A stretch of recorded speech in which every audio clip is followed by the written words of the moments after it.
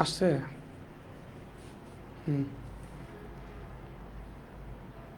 তুই সর, তুই সর।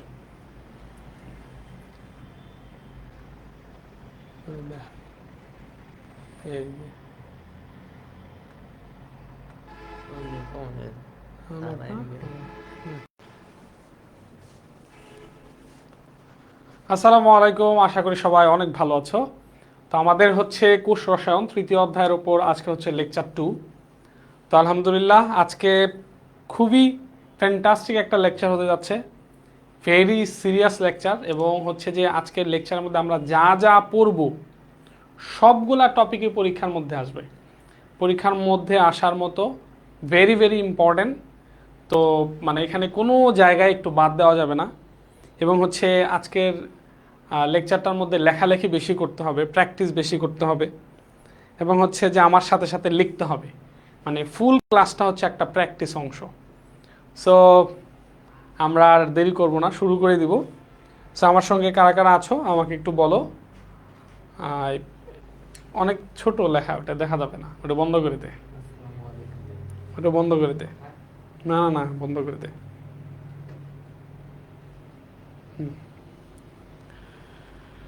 সো আমাকে ঠিক মতো শোনা যাচ্ছে কিনা, সব কিছু ঠিক আছে কিনা আমাকে একটু জানাও।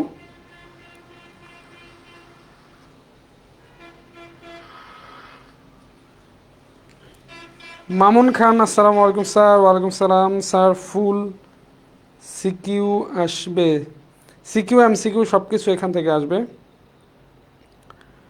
তারপরে হচ্ছে নুরুল আমিন, ফার্স্ট ক্লাস করতে পারি নাই, নোট খাতার কত পেজ বাদ দিয়ে রাখবো প্লিজ জানান। ফার্স্ট ক্লাস যদি করতে না পারো নোট খাতা থেকে কয়টা পেজ বাদ দিবা? দুই তিনটা, দুই তিনটা।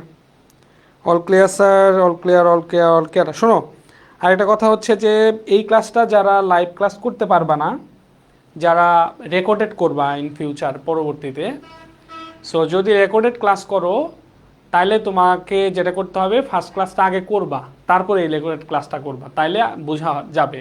আর যারা লাইভ করতেছো তো করতেছো, কিছু করার নাই। শোন, ওই দরজাটা বন্ধ করে দে, এই যে জানলাটা। ওকে, তাহলে আমরা শুরু করে দিব। আমরা কি সবাই আসছে কি না? আসুক, আসতে থাকুক। সানিয়া নিঝুম, আসসালামু আলাইকুম স্যার। ওয়ালাইকুম সালাম। পারভিন বেগম, স্যার নোট না করে শুধু বইয়ে দাগালে হবে না? না হবে না, নোট করতে হবে। Okay sir, thank you sir. 3-4টা পেজ বাদ দিলেই তো হবে। হ্যাঁ, হবে। তারপর হচ্ছে শিপু এস, ঠিক আছে, আর অনেকেই যুক্ত হচ্ছে। তাহলে হচ্ছে যে আমরা মোটামুটি মোটামুটি মোটামুটি আমরা, আচ্ছা ওটা একটু বন্ধ করে দে। হ্যাঁ, ওরকমই রাখ। ওটা লাগাইতে পারোস না, আমি লাগাইতে পারবো না। স্যারের অ্যাসিস্ট্যান্টও আছে দেখি। আমার অ্যাসিস্ট্যান্ট বলতে অ্যাসিস্ট্যান্ট না, ও হচ্ছে নতুন একটা স্টুডিও আমাদের রান করা হবে। সো ও আমার স্টুডিওতে এসে একটু কাজটা শিখতেছে আর কি। মানে একটা স্টুডিওতে, একটা মানে অ্যাডটেক প্ল্যাটফর্মের একটা স্টুডিওতে কী কী কাজ করতে হয়। সো বেশ কিছুদিনও আমার সাথে থাকবে, একটু কাজটা শিখবে আর কি। ভাইয়া, আগের ক্লাসটা ওয়েবসাইটে দেওয়া হয়নি কেন সেটা তো আমি বলতে পারবো না, ওয়েবসাইটে যারা দায়িত্ব আছে তারা বলতে পারবে। সো আমি তাদেরকে বলে দিব যেন দ্রুত ওয়েবসাইটে দিয়ে দেয়। স্যার বায়োলজি বই কি পুরোনোটা কিনবো? কোনো সমস্যা নাই।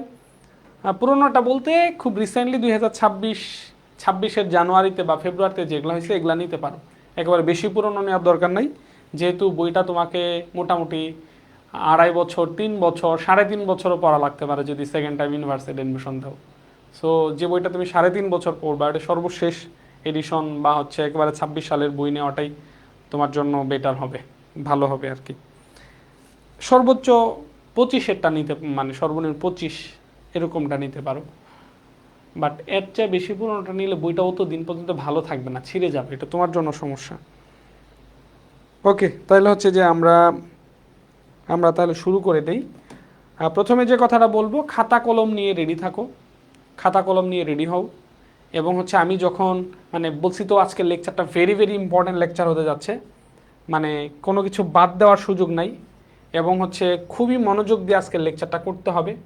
খাতা কলম না থাকলে খাতা কলম নিয়ে করতে হবে, খাতা কলম ছাড়া এটা পসিবল না। আমার সাথে সাথে শোনো, আমি একটা কথা বলি। আজকের যে লেকচারটা তোমার কাছে মনে হবে তুমি যে দেখতেছো, যেমন আমরা গ্লুকোজের গঠন করব, ফ্রুক্টোজের গঠন করব, তারপরে হচ্ছে রাইবোজ, ডিঅক্সিরাইবোজ, রাইবোলোজ, এগুলার গঠন করব আমরা, রাসায়নিক গঠন। ওইটা দেখে দেখে বর্ণনা শিখবো। সো তোমার কাছে দেখলে মনে হবে কি যে তুমি দেখতেছো মানে কমপ্লিট হয়ে যাচ্ছে, কিন্তু আসলে এটা ভুল। তুমি যতই দেখো এটা কোনো লাভ নাই যতক্ষণ না নিজে নিজে আঁকবা। সো আমার সাথে সাথে আঁকার চেষ্টা করবা, লেখার চেষ্টা করবা। সো আমরা যেটা পড়বো, আজকে আমাদের যে টপিক, আজকে আমরা পড়বো হচ্ছে মনোস্যাকারাইড। আমরা পড়বো হচ্ছে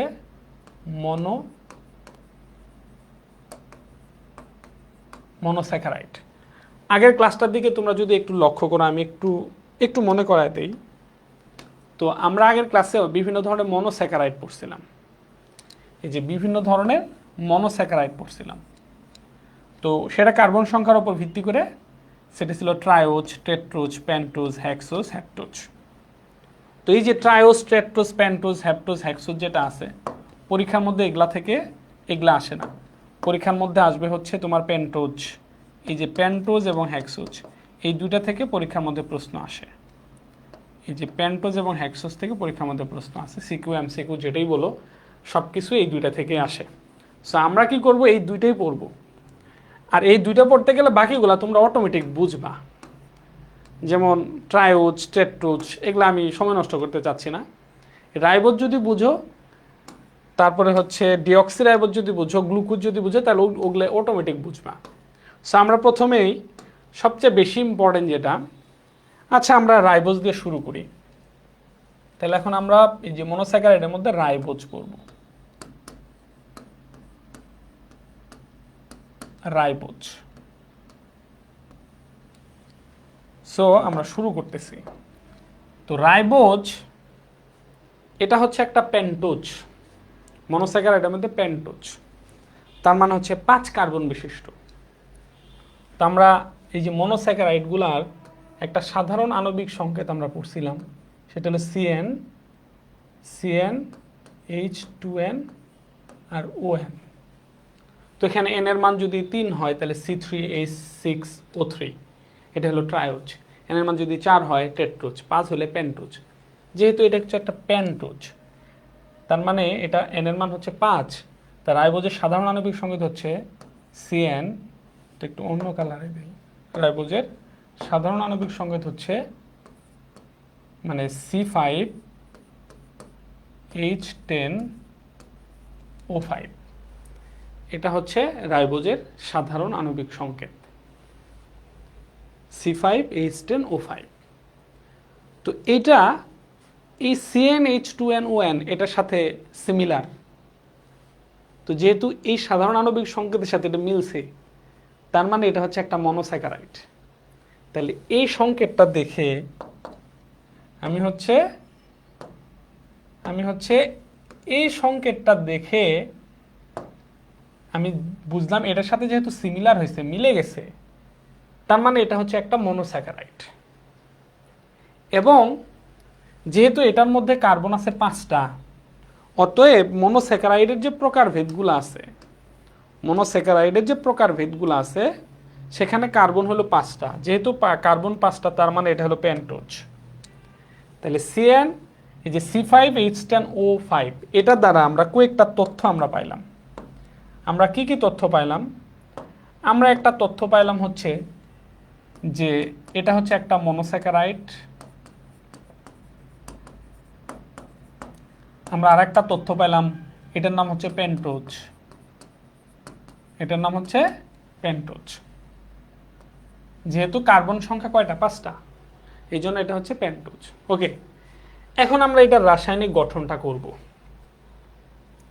সো এটার রাইবোজের রাসায়নিক গঠন যদি আমরা করি, আমার পরীক্ষার মধ্যে যেটা আসলে মূলত আসবে, এই যে রাইবোজ যেটা, এটার রাসায়নিক গঠনটা আসবে তোমার কাছ থেকে। এই যে রাসায়নিক গঠনটা যে আছে, এই রাসায়নিক গঠনটা স্যার জানতে চাইবে, অথবা এই রাসায়নিক গঠনটা স্যার তোমার কাছ থেকে জানতে চাইবে। সো এটা হচ্ছে আমার রাইবোজের রাসায়নিক গঠন। সো রাইবোজের রাসায়নিক গঠনটা কিভাবে হয়, কিভাবে করতে হয় সেটা আমরা একটু দেখি। সো এই যে রাইবোজ, তাহলে আমরা রাইবোজের রাসায়নিক গঠনটা যদি করি, তাহলে রাইবোজের মধ্যে কার্বন কয়টা আছে? 5টা। আমার সাথে সাথে এটা খাতার মধ্যে উঠাইতে হবে।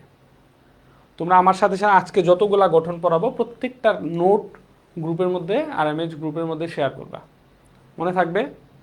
কারণ হচ্ছে যে তুমি যে করছো এটা আমি প্র্যাকটিস, এটা আমি প্রমাণ কিভাবে পাবো যে তুমি এটা করছো। সত্যি কথা, এটা যদি আমার সাথে সাথে এখন যদি খাতার মধ্যে প্র্যাকটিস না করো, এটা তোমার জন্য হবে না। তোমার চেয়ে আমি বেশি অভিজ্ঞ। সো আমার কথা শোনো, যদি স্যারের কথা শোনো তাহলে জীবন অনেক শাইন করবা, বায়োলজিটা একেবারে সহজ হয়ে যাবে। আর যদি কথা না শোনো, I have nothing to do. তোমার সাথেই তোমার বন্ধুরাই প্লাস পাবে, ভালো রেজাল্ট করবে, বাট তুমি রেজাল্ট খারাপ করবা। 5টা কার্বন আছে। সো 5টা কার্বন আমরা এই যে 1 2 3 4, এই যে 5টা কার্বন দিলাম, এই যে 5টা কার্বন দিলাম। তো রাইবোজ যেটা, রাইবোজ এই যে 1 নাম্বার কার্বন, এখানে হলো CHO, এটা একটা অ্যালডিহাইড গ্রুপ। এটা একটা কি গ্রুপ? Aldehyde group. আর এই যে এই কার্বনটার মধ্যে এখানে হবে সি, এই যে H2OH। আমি কিভাবে আঁকি? এভাবে আঁকলে তোমার জন্য সহজ হবে। তাহলে যেহেতু 5টা কার্বনে যে দিলাম 1 2 3 4 5, এখানে দিলাম CHO আর এখানে দিলাম CH2OH। এরপরে প্রত্যেকটা কার্বনের 4টা করে হাত আমি মিলিয়ে দিব, এই যে 4টা করে হাত মিলিয়ে দিব। এক পাশে H, এক পাশে H, আর এক পাশে হচ্ছে OH, আর এক পাশে হচ্ছে OH। এই যে আমার হয়ে গেছে, এটা হচ্ছে রাইবোজের রাসায়নিক গঠন। সহজ না? সুন্দর না? সিম্পল না? একেবারে সিম্পল। জাস্ট আমি তোমাকে এটা আরেকবার করে দেখাই। এই যে একটা কার্বন, এই যে একটা কার্বন 1 2 3 4, এই যে 5, এখানে দিলাম H2OH, এখানে দিলাম CHO।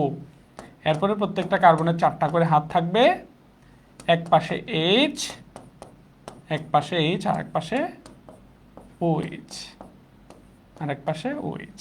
এই যে রাইবোজ হয়ে গেছে। একেবারে সিম্পল জিনিস, এটাকে ঘোরানো পেঁচানোর কোনো কিছু নাই, সিম্পলভাবে বুঝতে হবে। এখন এখানে একটা মজার বিষয় আছে। বলবা স্যার, এই যে আবুল হাসান স্যারের বইয়ের মধ্যে আপনি এখানে লিখছেন CHO, এভাবে লিখছেন, আর এটা যে এভাবে লিখছে, তাইলে আপনারটা ভুল নাকি বইয়েরটা ভুল? আসলে এই যে CHO যে লিখছে, এটাকে যে CHO, এই যে এক বন্ড CHO, এটাকে, এটার যদি গঠন, এটাকে দুইভাবে লেখা যায়, এভাবে লেখা যায়, বা এই যে এক বন্ড, এই যে C, এর সাথে দুটো, মানে এই CHO আর এই CHOটাকে দুইভাবে লেখা যায়, এভাবেও লেখা যাবে, এভাবেও লেখা যাবে। যেমন ধরো এই যে CHO যেটা আছে, এই যে CHO, তো এখানে তো CHO আছে, তো আমি CHOটাকে এভাবে লিখতে পারি। এই যে CHOটা মূলত কিভাবে আছে? অক্সিজেনের সাথে 2টা বন্ধন আছে, হাইড্রোজেনের সাথে একটা বন্ধন আছে। সো এই যে CHO আর এই CHO দুইটা মূলত একই জিনিস, দুইটা মূলত একই জিনিস। কিন্তু আমি প্রেফার করি এভাবে লিখতে। কারণ এভাবে লিখতে কেন, আমরা ডাইরেক্ট CHO যদি লিখি তাহলে আমরা বুঝতে পারি এটা হচ্ছে একটা অ্যালডিহাইড মূলক, এটা একটা অ্যালডিহাইড মূলক। কিন্তু এটাকে দেখলে সরাসরি অ্যালডিহাইড মূলকের মতো লাগে না সরাসরি, কারণ আমরা তো অ্যালডিহাইড মূলকের সংজ্ঞাটা এইভাবেই পড়ছি CHO, রাইট? তো এই জন্য CHO লিখছি যাতে বোঝা যায় যে এটা অ্যালডিহাইড মূলক। আচ্ছা, ওকে, ফাইন। তাইলে তাইলে এই যে এটাও রাইবোজ, দুইটা একবার সেম জিনিস, জাস্ট আবুল হাসান স্যার বইয়ের মধ্যে ওই CHOরও গঠন আকারে দেখানো হয়েছে, বাট এমনিতে CHO লিখলেও লেখা যায়, কোনো সমস্যা নাই। তাইলে মোটামুটি এটা হয়ে গেল। এটা হচ্ছে আমার রাইবোজ। এটা কি? এটা হচ্ছে রাইবোজ। তা আমরা যে শর্করার সংজ্ঞা পড়ছিলাম, শর্করার সংজ্ঞা কি পড়ছিলাম? পলিহাইড্রোক্সিঅ্যালডিহাইড। এই যে দেখো তো, এটা যদি রাইবোজ, এটা একটা মনোস্যাকারাইড, এটা একটা শর্করা না, এটা একটা শর্করা। এবং এখানে এই যে হাইড্রোক্সিল গ্রুপ আছে, এই যে হাইড্রোক্সিল গ্রুপ আছে, অনেকগুলো হাইড্রোক্সিল গ্রুপ আছে। তো যদি অনেকগুলো হাইড্রোক্সিল গ্রুপ থাকে তাহলে পলিহাইড্রোক্সি হয়। এবং এটার মধ্যে যে এলডিহাইড গ্রুপ আছে, তার মানে এটা হচ্ছে একটা পলিহাইড্রক্সি এলডিহাইড। পলিহাইড্রক্সি শর্করা দুই ধরনের হয়, এলডিহাইডের হয়, কিটোনের হয়। এটা হচ্ছে একটা এলডিহাইডের শর্করা। তাইলে আমার এটা আর দরকার নাই, যেহেতু এটা সেম জিনিস, আমার এটা দরকার নাই।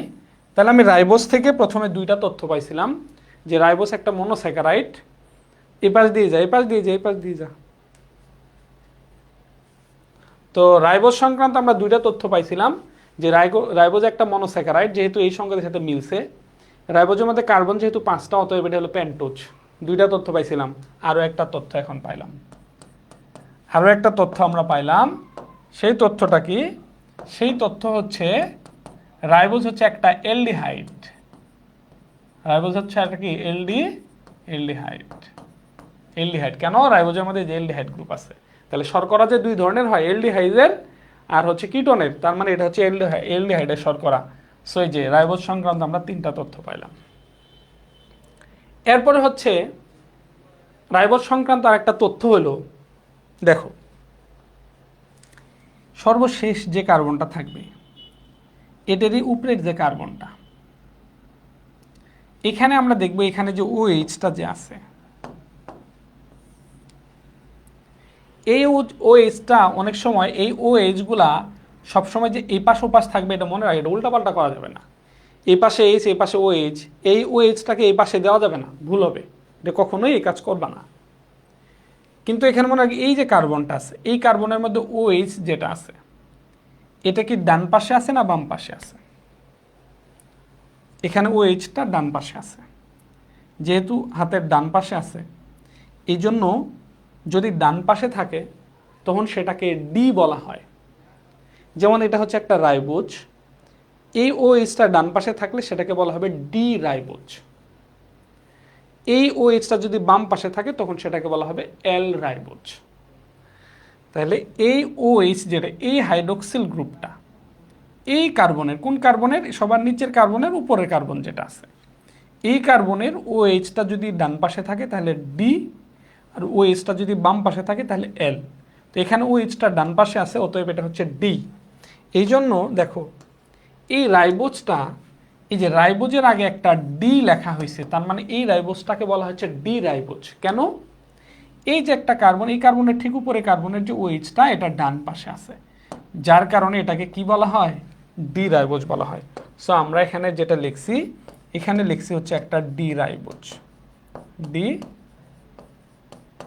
রাইবোজ। তাইলে এখান থেকে আমরা একটা তথ্য পাইলাম, আর একটা তথ্য পাইলাম যে এটা হচ্ছে একটা ডি রাইবোজ। আচ্ছা, তো রাইবোজের গাঠনিকভাবে এই হচ্ছে মোটামুটি স্ট্রাকচার, গঠন, ওকে ফাইন। আর এমনিতে আরও রাইবোজ সংক্রান্ত, এটা তো এই যে গঠনটা, এটা হলো চেইন। রাইবোজের এই গঠনটাকে বলা হয় চেইন স্ট্রাকচার বা শিকল গঠন। তাহলে এই গঠনটাকে কি বলা হবে? রাইবোজের এই গঠনটাকে বলা হবে চেইন স্ট্রাকচার। এটা হলো চেইন স্ট্রাকচার, চেইন স্ট্রাকচার বা শিকল গঠন। এখন এটাকে রিং, এই রাইবোজটার রিং গঠনও করা যাবে চক্রাকারে, এই যে এরকম রিং গঠনও করা যাবে। সো আমরা এই রিংটার আমরা এখন গঠন করব, যে এটা এখন কিভাবে করে। সো আমরা এখন একটু রিংটা দেখি কিভাবে করবে। এখানে একটা কার্বন দিলাম, এখানে একটা কার্বন দিলাম, এখানে একটা কার্বন দিলাম, এখানে একটা কার্বন দিলাম, 1 2 3 4, এখানে একটা অক্সিজেন, এই যে দুইটা বন্ড করে দিলাম। এই যে এই স্ট্রাকচারটা তোমরা আনার চেষ্টা করো। তাহলে এই যে 1 নং কার্বন, 2 নং কার্বন, 3 নং কার্বন, 4 নং কার্বন, এটার সাথে অক্সিজেন থাকবে, এখানে থাকবে 5 নং কার্বন। তো সো আমরা এই স্ট্রাকচারটা আনার চেষ্টা করি, এই স্ট্রাকচারটা আমরা আনার চেষ্টা করি। সেম জিনিস আমি আরেকবার দেখাচ্ছি। এই যে একটা কার্বন, এই যে একটা কার্বন 2, এই যে একটা কার্বন 3, এই যে একটা কার্বন 4, এই যে 4টা কার্বন, এখানে একটা অক্সিজেন, এখানে এই যে বন্ড। এই স্ট্রাকচারটা আমরা আনার চেষ্টা করি। এখন এই যে 1 নং কার্বন আমরা কার্বন হিসাব করলে এভাবে আসবে 1 নং কার্বন 2 নং কার্বন 3 নং কার্বন 4 নং কার্বন। তো রাইবোজের মধ্যে আছে 5টা কার্বন, সো এই যে আরেকটা হলো 5 নং কার্বন। তো আমরা প্রথমে এখানে 5 নং কার্বনে যে H2OH দিয়ে দিছিলাম, সো এখানেও আমরা H2OH দিয়ে দিলাম। তারপরে যতগুলা কার্বন আছে এগুলার আমরা হাত বানায় দিব একটা করে, এই যে 4টা করে হাত আমরা মিলাইলাম, 4টা করে হাত মিলাই দিলাম।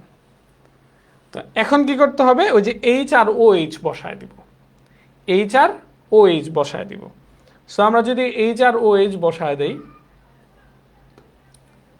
তাহলে হচ্ছে যে এই যে এখানে হলো H, এখানে H, এখানে H, এই দেখো H এর একটা সিরিয়াল, এই যে 4টা H টানা বসায় দিলাম, একেবারে বরাবর ভাবে আমরা 4টা H বসায় দিলাম, যে এখানে এখানে এখানে এখানে।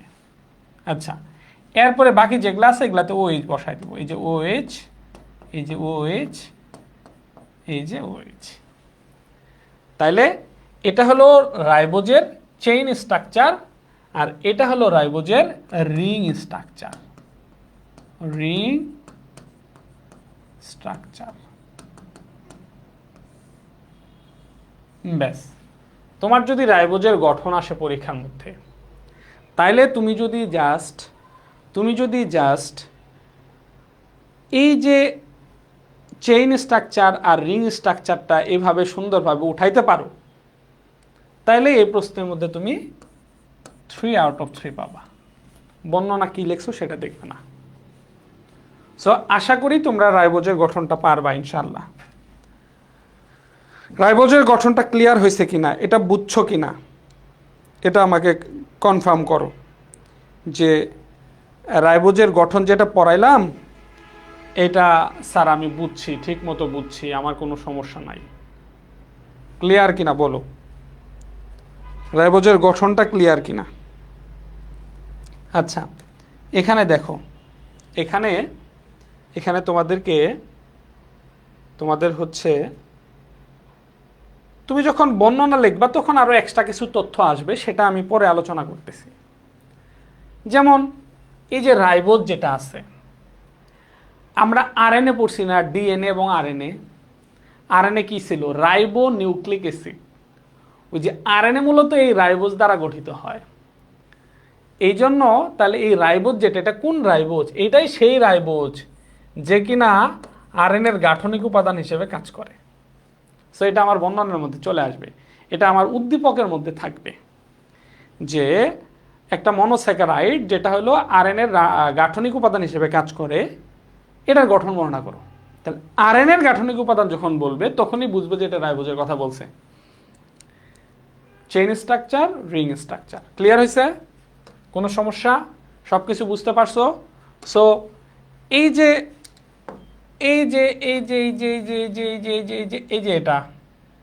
এটাকে একটু নিচে নামায় দিই। বাবা,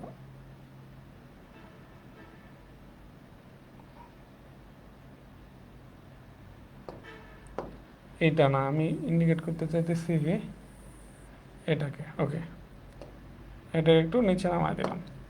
এটা এখন বুঝতে পারছো কিনা, ক্লিয়ার কিনা? আই থিঙ্ক এটা ক্লিয়ার হয়েছে। আমি রিং স্ট্রাকচারটা আরেকবার দেখাই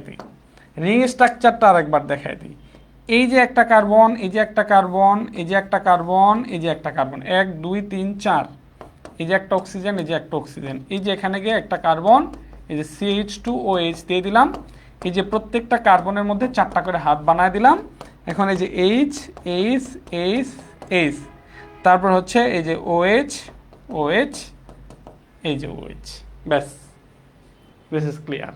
এখন একটা জিনিস তোমাকে মনে রাখতে হবে, যেটা একেবারে বেসিক ক্লাস, এগুলো না বুঝলে ক্লিয়ার হবে না।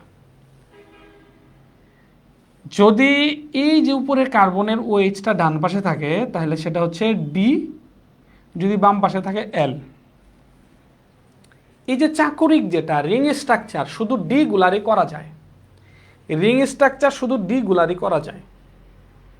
এল গুলার রিং স্ট্রাকচার করা যায় না। কথা বুঝছো? তাহলে এটা ডি রাইবোজ, এটাও যেহেতু এটা চাকরিক করা গেছে তার মানে এটা অবশ্যই ডি এর, তার মানে এটা হচ্ছে কি, এটাও ডি রাইবোজ, এটাও ডি রাইবোজ। পার্থক্য কি? এটা হচ্ছে চেইন স্ট্রাকচার আর এটা হচ্ছে রিং স্ট্রাকচার। এটা হলো পার্থক্য। এটা চেইন স্ট্রাকচার, এটা হচ্ছে রিং স্ট্রাকচার। এখানে আরেকটা তথ্য আছে, ওইটাও একটু মনে রাখা লাগবে। যদি ওটা রাইবোজের ক্ষেত্রে না, ওটা গ্লুকোজের মধ্যে গিয়ে পাবো আমরা, বাট এখানে একটু আলোচনা করে রাখি। এই যে 1 নং কার্বনের সাথে এখানে OH আছে, এখানে কি আছে, এখানে কি আছে, এখানে OH আছে এবং এখানে H আছে। সো একটা জিনিস মনে রাখো, এই যে 1 নং কার্বন, রিং করতে গেলে কার্বনের হিসাবটা এখান থেকে শুরু হয়। এটা 1 নং, এটা 2 নং, এটা 3 নং, এটা 4 নং, এভাবে কার্বনের হিসাবটা শুরু হয়। তো এই যে এই 1 নং কার্বনের মধ্যে OH উপরে আছে না নিচে আছে? যদি এই OH-টা উপরে থাকে তাহলে সেটাকে বলা হয় আলফা, আর যদি OH-টা নিচে থাকে তখন সেটাকে বলা হয় বিটা। আমি কি একটু উল্টা বলে ফেলছি? হ্যাঁ, একটু উল্টা বলে ফেলছি। যদি OH-টা নিচে থাকে তখন সেটাকে বলা হয় হচ্ছে আলফা, আর OH-টা যদি উপরে থাকে তখন সেটাকে বলা হয় হচ্ছে বিটা। তাইলে এই যে 1 নং কার্বনের OH-টা যদি উপরে থাকে তখন সেটাকে বলা হয় বিটা, আর OH-টা যদি নিচে থাকে তখন সেটাকে বলা হয় আলফা। তাহলে এখানে কি, এখানে যেহেতু OH-টা 1 নং কার্বনের OH-টা উপরে আছে, অতএব এটা হচ্ছে একটা বিটা রাইবোজ। কথা কি বুঝছো? ওকে, ফাইন। আশা করি এই যে স্ট্রাকচার, যেটা রিং স্ট্রাকচার ক্লিয়ার, মানে চেইন স্ট্রাকচার ক্লিয়ার, রিং স্ট্রাকচারও ক্লিয়ার, এবং এই তথ্যগুলো আমার ক্লিয়ার। এখন যদি আমি একটু বইয়ের মধ্যে একটু রিডিং পড়ি তাহলে দেখবা একেবারে পান্তা ভাত। এই যে দেখো, আমি এখন এখান থেকে তোমাকে আমি বলি, রাইবোজ এটি একটি অতি গুরুত্বপূর্ণ 5 কার্বন বিশিষ্ট পেন্টোজ সুগার। 5 কার্বন বিশিষ্ট, কার্বন কয়টা? 5টা, এই জন্য পেন্টোজ। যেহেতু এটা, আচ্ছা সুগারের বিষয়টা একটু পরে আসি। তো 1891 সালে ইমিল ফিশার এটি আবিষ্কার করেন। এই তথ্য ইম্পর্টেন্ট না, মুখস্থ করার দরকার নাই। এই যে এটি রাইবোনিউক্লিক অ্যাসিড, মানে যে আরএনএর একটি গঠন একক। এই যে আরএনএর গাঠনিক একক। সো আরএনএ মানে হচ্ছে রাইবোনিউক্লিক অ্যাসিড। ওই যে রাইবো, ওইটা মূলত রাইবোজ থেকেই ওর নামটা হয়েছে, আরএনএ রাইবো হয়েছে। সো এই যে আরএনএ, এই রাইবোজ দ্বারাই আরএনএ তৈরি হয়। সো এটা হলো আরএনএর একটা গাঠনিক একক। এর আণবিক সংকেত এই যে C5H10O5, এটা আমরা আগেই পড়ছি।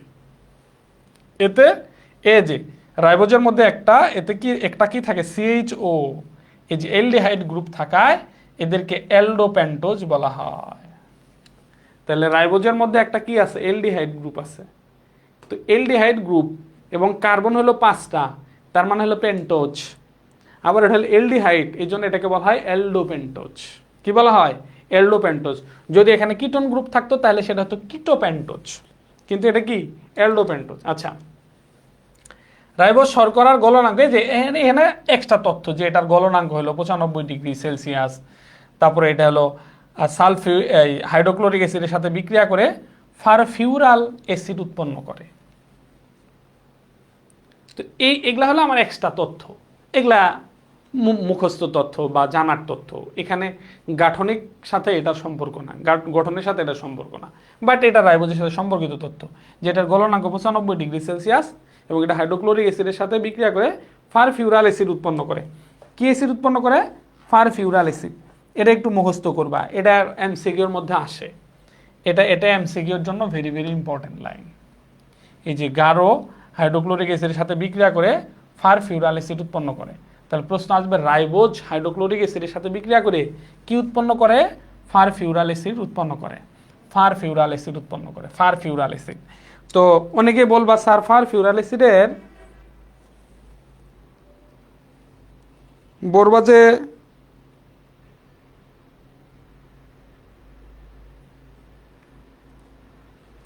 স্যার রিং স্ট্রাকচারে 4 নং এ সিএ শুধু ও যুক্ত হয়েছে, ও এস যুক্ত হলো না কেন?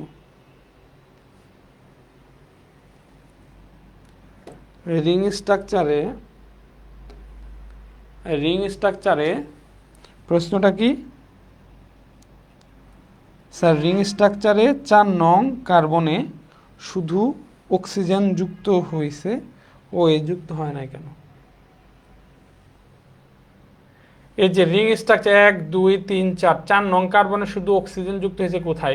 এই যে হাইড্রোজেন যুক্ত হয়েছে, এই যে এটার কথা কি বলতেছো? এটা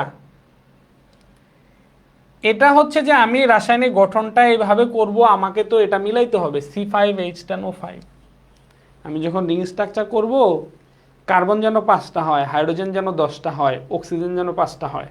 সো তোমরা হিসাব করে দেখো, আমি যেভাবে পড়াইছি অটোমেটিক অক্সিজেন মিলে যাবে, যে 1 2 3 4, এই যে 5টা, এই যে কার্বন হলো 5টা, 1 2 3 4 5, হাইড্রোজেন 10টা আছে দেখো, 1 2 3 4 5 6 7 8 9 10। সো সেম ভাবে আমি যদি এখানে হিসাব করি, এই যে দেখো অক্সিজেন হিসাব করি, 1 1, এই যে 2, এই যে 3, এই যে হলো 4, এই যে 5, 5টা অক্সিজেন। হাইড্রোজেন হিসাব করলে 10টা হবে, কার্বন হিসাব করলে 5টা হবে। সো এটা রিং স্ট্রাকচারই এরকম। এন্ড 4 নং কার্বনে OH হলো না কেন? এখন আমি যদি এখানে H না দিয়ে আমি যদি OH দেই, মানে O দেই, তাহলে তো একটা অক্সিজেন বেড়ে যাবে। তো অক্সিজেন তো আসলে বাড়বে না, এটা হলো কথা। আমি বুঝাইতে পারছি কিনা জানি না, বাকিটা আল্লাহ জানে, আর তুমি জানো বুঝছো কিনা। আচ্ছা দেখো, তাহলে ফারফিউরাল অ্যাসিড, এই যে অনেকেই বলতে পারে যে ফারফিউরাল অ্যাসিডের সংকেত কি, বা ফারফিউরাল অ্যাসিড সম্বন্ধে আরও বলেন, ওগুলা তথ্য পরীক্ষাতে আসবে না। পরীক্ষা আমাদের এতটুকুই আসবে যে হাইড্রোক্লোরিক অ্যাসিডের সাথে রাইবোজ হাইড্রোক্লোরিক অ্যাসিডের সাথে বিক্রিয়া করে কি তৈরি করে? ফারফিউরাল অ্যাসিড তৈরি করে, শেষ। এরপরেও ফারফিউরাল অ্যাসিডের যদি সংকেত অনেকে জানার ইচ্ছা থাকে অতিরিক্তভাবে, যে এটা আবার কি, তো এর সংকেতটা আমি একটু লিখে দিই। ফারফিউরাল অ্যাসিডের সংকেত হচ্ছে C4H3O, একটা বন্ড হবে COOH। এটা হলো ফারফিউরাল অ্যাসিডের সংকেত।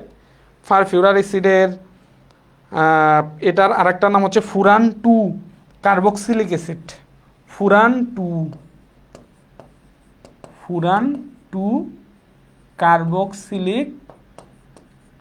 Carboxylic acid. সো এগুলো তথ্য আমার আননেসেসারি তথ্য, এগুলো আমার দরকার নেই। সো নো নিড, পরীক্ষার মধ্যে এগুলো আসবে না, জাস্ট এমনি বললাম।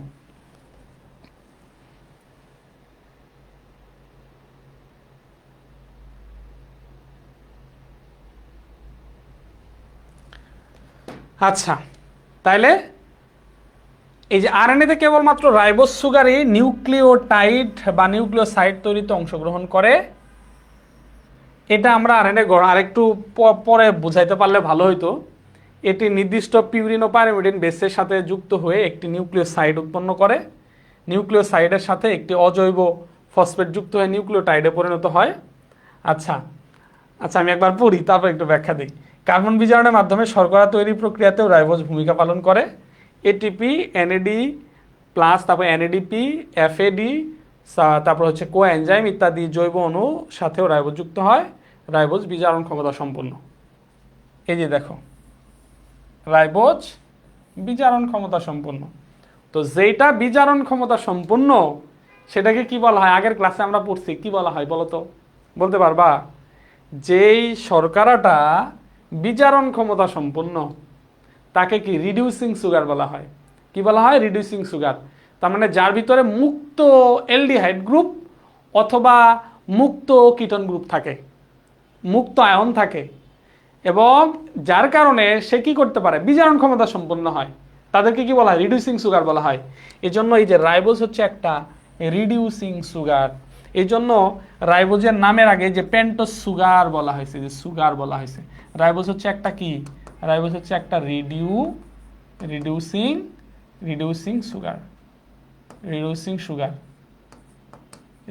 সুগার। কারণ এর ভিতরে মুক্ত অ্যালডিহাইড গ্রুপ থাকে, এবং এই যে রাইবোজ হচ্ছে বিজারণ ক্ষমতা সম্পন্ন। রাইবোজ কি? বিজারণ ক্ষমতা সম্পন্ন। তো যারা বিজারণ ক্ষমতা সম্পন্ন তারা হচ্ছে কি? Reducing sugar. আচ্ছা, এখন এই কথাটার ব্যাখ্যা আমি দিব। এটার ব্যাখ্যা হলো জাস্ট আমাদের একটু 9-10-এ ফিরে যেতে হবে। আমরা যখন ডিএনএর স্ট্রাকচার পড়ছিলাম, একটু ভালো করে খেয়াল করো ডিএনএর স্ট্রাকচারটা কেমন ছিল।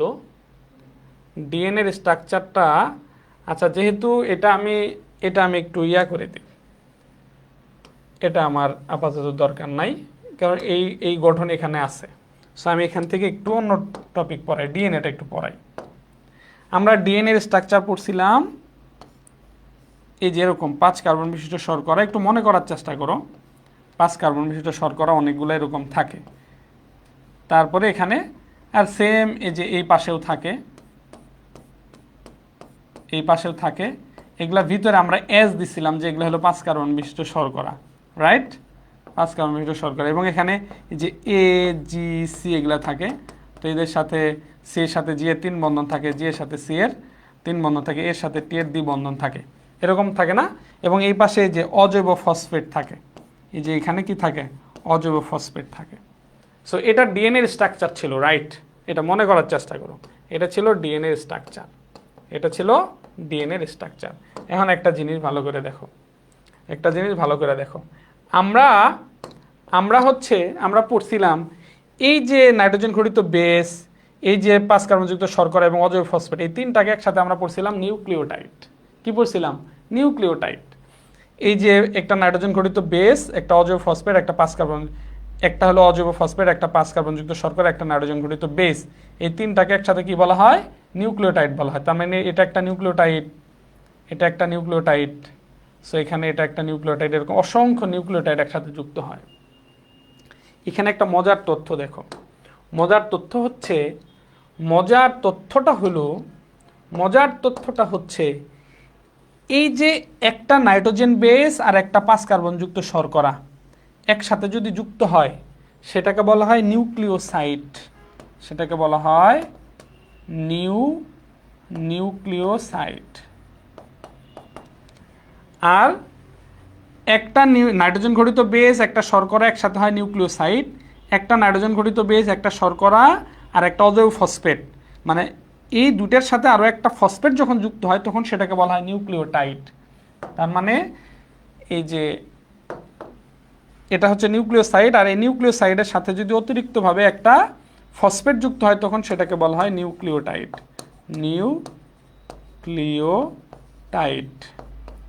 নিউক্লিওটাইড। তাইলে এই যে 5 কার্বনযুক্ত শর্করা যে আমরা বলি, 5 কার্বনযুক্ত শর্করা, এই যে ইহাই 5 কার্বনযুক্ত শর্করা, এই যে 1 2 3 4 5, এই যে এটা হলো 5 কার্বনযুক্ত শর্করা, এটা হলো রাইবোজ, এটা হলো রাইবোজ, এটা হলো আরএনএ তৈরি করে। আর এরকমই 5 কার্বনযুক্ত শর্করা একটা আছে, ওটা হলো ডিঅক্সিরাইবোজ, ওইটা ডিএনএ তৈরি করে। এই যে 5 কার্বনযুক্ত শর্করাটা হলো ডিঅক্সিরাইবোজ। এটা যদি দুইটা সূত্রক না হয় একটা সূত্রক হইতো তখন কি হইতো? আরএনএ হইতো, তখন ওই 5 কার্বনযুক্ত শর্করাটা হইতো রাইবোজ। কথা কি বুঝছো? তাহলে রাইবোজের সাথে একটা নাইট্রোজেন ঘটিত বেস যুক্ত হলে হয় নিউক্লিওসাইড, আর এই নিউক্লিওসাইডের সাথে একটা অজৈব ফসফেট বা ফসফরিক অ্যাসিড যখন যুক্ত হবে তখন সেটা হবে নিউক্লিওটাইড। সো এই কথাটাই এখন হচ্ছে বলছে, এই কথাটাই বলছে। এই যে দেখো, এই যে আরএনএতে কেবলমাত্র এই যে রাইবোজ 5 কার্বন যুক্ত শর্করা নিউক্লিওটাইড বা নিউক্লিওসাইড তৈরিতে অংশগ্রহণ করে। এই যে নিউক্লিওটাইড বা নিউক্লিওসাইড তৈরিতে অংশগ্রহণ করবে এই 5 কার্বনযুক্ত শর্করাটা।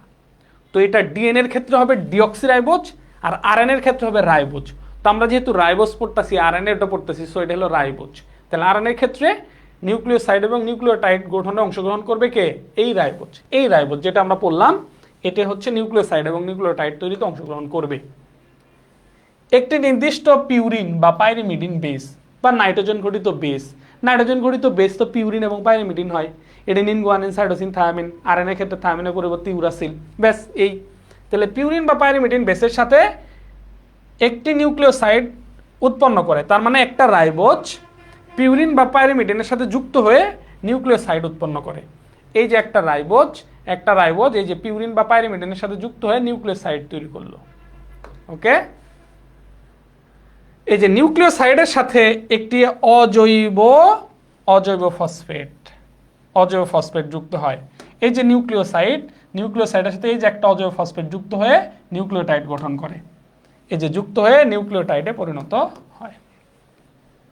ক্লিয়ার? ওকে। কার্বন বিজারণের মাধ্যমে শর্করা তৈরির প্রক্রিয়াতে, আচ্ছা এটা তাহলে এতটুকু পর্যন্ত আমরা এই যে ডিএনএ থেকে বুঝলাম, এতটুকু পর্যন্ত এই যে এখান থেকে বোঝানো হলো।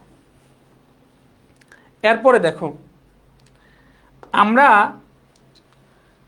9-10-এ তোমাদের যাদের কাছে সহজ বায়োলজি বই ছিল, এটা আগের বইটার মধ্যে ছিল তথ্যটা, বর্তমান বইটার মধ্যে নাই। তোমাদের 9-10-এ যেটা ছিল তোমরা যেটা বলছো ওই বইয়ের মধ্যে নাই, বাট আমি সহজ বায়োলজি যেটা উল্লেখ করছিলাম সেটা হচ্ছে যেমন যেমন ধরো ওই যে সালোক সংশ্লেষণের আলোক নিরপেক্ষ পর্যায়ে এই যে কার্বন ডাই অক্সাইড রাইবোলোজ 1,5 ডাইফসফেটের সাথে বিক্রিয়া করে অস্থায়ী কিটো অ্যাসিড তৈরি করে। মনে আছে? মনে থাকলে ভালো, না থাকলে যখন আমরা নবম অধ্যায় পড়বো, এই প্রথম পত্রের নবম অধ্যায় যখন পড়বো তখন এই বিষয়টা ক্লিয়ার হবে। সো এই যে কার্বন ডাই অক্সাইডের রাইবোলোজ 1,5 ডাইফসফেটের সাথে যা বিক্রিয়া করে, সো এখানে বলছে এই যে কার্বন বিজারণের মাধ্যমে শর্করা তৈরির প্রক্রিয়াতে ওই যে আলোক নিরপেক্ষ পর্যায়ে কার্বন বিজারণের 3টা গতিপথ লক্ষ্য করা যায়। একটা হলো C3 চক্র বা ক্যালভিন চক্র, হ্যাচো-স্ল্যাক চক্র, আর একটা হচ্ছে ওই ক্যাসুলিসিয়ান অ্যাসিড বিপাক। 3টা কার্বন বিজারণের গতিপথ। সো এই যে সালোক সংশ্লেষণের সময় যে শর্করা তৈরি হবে, তখন যে কার্বন বিজারণের যে প্রক্রিয়াগুলা, এই সময়ও রাইবোজের ভূমিকা পালন করে। সো এটা নবম অধ্যায়ে গেলে রাইবোজ কীভাবে ভূমিকা পালন করে সেটা আমরা দেখতে পারবো। এছাড়া এটিপি, এনএডি প্লাস, তারপরে এনএডিপি প্লাস, তারপরে এফএডি কোআয়ন, এগুলোর সাথে রাইবোজ যুক্ত থাকে। ওকে, আর রাইবোজ বিজারণ ক্ষমতা সম্পন্ন, এটা তো বললাম, বিজারণ ক্ষমতা সম্পন্ন, এর জন্য রাইবোজকে কি বলা হয়? রিডিউসিং সুগার বলা হয়। সো আই থিঙ্ক রাইবোজটা ক্লিয়ার হয়েছে। রাইবোজের গঠন যদি আসে, পরীক্ষার মধ্যে আসবে যে আরএনএ তৈরিতে অংশগ্রহণ করে একটা শর্করা, এই শর্করার গঠন বর্ণনা করো। তো তখন হলো এই চেইন স্ট্রাকচার এবং রিং স্ট্রাকচার দিয়ে এই কথাগুলো আমরা উল্লেখ করতে হবে। সো এই কথাগুলো আমি বুঝাই দিছি, কোনো মানে জটিলতা বা কুটিলতা নাই, সহজ ভাষায় আমি বলবো। যেটা হচ্ছে একটা মনোস্যাকারাইড, এটা 5 কার্বন বিশিষ্ট, এই জন্য পেন্টোজ। এটার সাধারণ বিষয় C5H10O5। তারপরে এটার মধ্যে এলডিহাইড গ্রুপ থাকে, তাই এটাকে অ্যালডোপেন্টোজ বলা হয়। এটার মধ্যে মুক্ত এলডিহাইড গ্রুপ থাকে, এটা বিজারণ ক্ষমতা সম্পন্ন হয়, এই জন্য এটাকে রিডিউসিং সুগার বলা হয়। এই যে স্ট্রাকচার উল্লেখ করে দিব। তারপরে এই যে অতিরিক্ত যে তথ্যগুলো আছে এগুলো উল্লেখ করব, যে এটার গলনাঙ্ক 95°C, হাইড্রোক্লোরিক অ্যাসিডের সাথে বিক্রিয়া করে ফারফিউরাল অ্যাসিড তৈরি করে। তারপর হচ্ছে আরএনএর গাঠনিক উপাদান হিসেবে কাজ করে। এটার সাথে পিউরিন বা পাইরুমিডেন যুক্ত হয়ে নিউক্লিওসাইড তৈরি করে, নিউক্লিওসাইডের সাথে ফসফেট যুক্ত হয়ে নিউক্লিওটাইড তৈরি করে, অর্থাৎ নিউক্লিওসাইড এবং নিউক্লিওটাইড তৈরিতে সেটা অংশগ্রহণ করে। তারপরে কার্বন বিজারণের সময়ও এই রাইবোজের ভূমিকা পালন করে। ব্যাস, এই হয়ে গেল। ক্লিয়ার কিনা? এই তথ্যগুলো জাস্ট একটু মনে রাখার চেষ্টা করো। যেটা হলো মনোস্যাকারাইড, এটা পেন্টোজ, এটা হলো এলডিহাইড মানে এটা হলো এন্ডোপেন্টোজ। তারপরে হচ্ছে এটা হলো রিডিউসিং সুগার, এটা হচ্ছে রিডিউসিং সুগার, এটা হচ্ছে রিডিউসিং সুগার। আচ্ছা, তারপরে এখান থেকে আরও জানলাম যে এটা হাইড্রোক্লোরিক অ্যাসিডের সাথে বিক্রিয়া করে ফারফিউরাল অ্যাসিড তৈরি করে। সো HCl এর সাথে বিক্রিয়া করে ফারফিউরাল অ্যাসিড তৈরি করে। তারপরে হচ্ছে এটার গলনাঙ্ক 95°C, গলনাঙ্ক হলো 95°C, এটার হচ্ছে গলনাঙ্ক।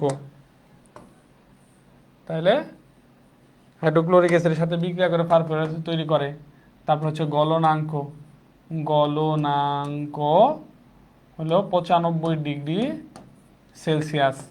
তারপর হচ্ছে যে নিউক্লিওসাইড এবং নিউক্লিওসাইড তৈরি, নিউক্লিওসাইড ও নিউক্লিওটাইড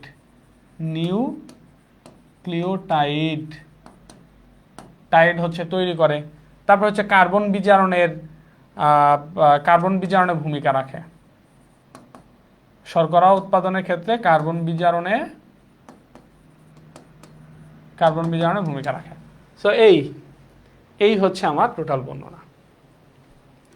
তাহলে আমার মূল জিনিস যেটা, তোমার বর্ণনা স্যার কিন্তু খুব একটা দেখবে না, তোমার মূল জিনিস দেখবে এই চেইন স্ট্রাকচার হয়েছে কিনা, এই রিং স্ট্রাকচার হয়েছে কিনা, বর্ণনাটা আমি পারতেছি। তাহলে এটা হচ্ছে একটা মনোস্যাকারাইড, এটার আণবিক সংকেত C5H10O5, এটার মধ্যে একটা অ্যালডিহাইড গ্রুপ আছে এবং কার্বন থাকে 5টা, এই জন্য এটাকে অ্যালডোপেন্টোজ বলা হয়।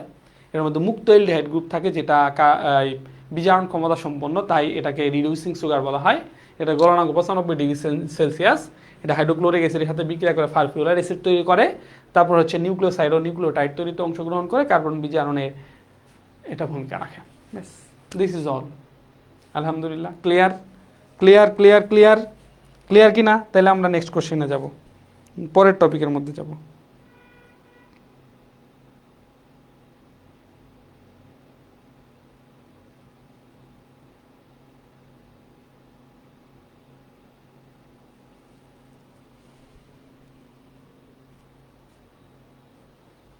ক্লিয়ার কিনা আমাকে বলো, যদি ক্লিয়ার হয় ক্লিয়ার বলো, সব কিছু বুঝছো কিনা, তাহলে আমরা পরের ইয়েটার মধ্যে যাই। সো প্রথম যেহেতু এটা, এই জন্য বেশি করে বুঝাইছি, বাকিগুলো অতটা বুঝাবো না। সো আমরা মনোস্যাকারাইডের মধ্যে রাইবোজ পড়লাম। এখন আমরা পড়ব হচ্ছে এটা যেমন আরএনএর গাঠনিক উপাদান, এখন আমরা পড়ব ডিএনএর যে গাঠনিক উপাদান। সো ডিএনএর গাঠনিক উপাদান হচ্ছে ডিঅক্সিরাইবোজ। এখন আমরা পড়ব হচ্ছে ডিঅক্সিরাইবোজ, ডিঅক্সিরাইবোজ, এই যেটা পড়ব। এখন দেখো ডিঅক্সিরাইবোজটা আমরা পড়ি। তাহলে যেহেতু ডিএনএ আরএনএ পাশাপাশি আছে, আরএনএ ডিএনএ পাশাপাশি আছে, সো আমরা রাইবোজ পড়ছি। এখন ডিঅক্সিরাইবোজ দ্বারা আরএনএ তৈরি হয়, এখন ডিঅক্সিরাইবোজ হচ্ছে ডিএনএর গাঠনিক উপাদান। সো এটা আমরা দেখব। সো এটা একটু পরে, আমার কথা আগে শোনো, আমার কথা আগে শোনো। আমি আগে রাইবোজটা সো ডিঅক্সিরাইবোজের কি, ডিঅক্সিরাইবোজের রাসায়নিক সংকেত হচ্ছে C5H10O4। একটু দেখো, রাইবোজ ছিল C5H10O5, C5H10O5, অক্সিজেন ছিল 5টা।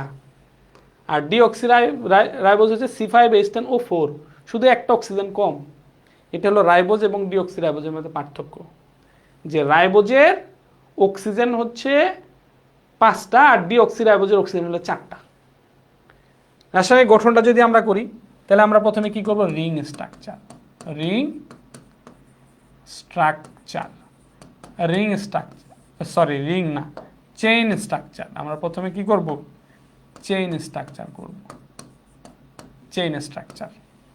সো রাইবোজের, আমরা ডিঅক্সিরাইবোজের হচ্ছে চেইন স্ট্রাকচারটা যদি করি, তাহলে এটা তোমরা একটু পরে উঠাও, আমি আগে একটু বুঝাই তারপরে উঠাও। সো আগে আমাকে একটু বুঝাইতে দাও। যেহেতু 5টা কার্বন, এই যে 1 2 3 4, এই যে 5টা কার্বন। সো এখানে আমি CH2OH দিয়ে দিব। আমার রাইবোজটা কেমন ছিল, এখানে ছিল CHO। হ্যাঁ, আমি শুধু প্রথমে রাইবোজটা দেখাচ্ছি,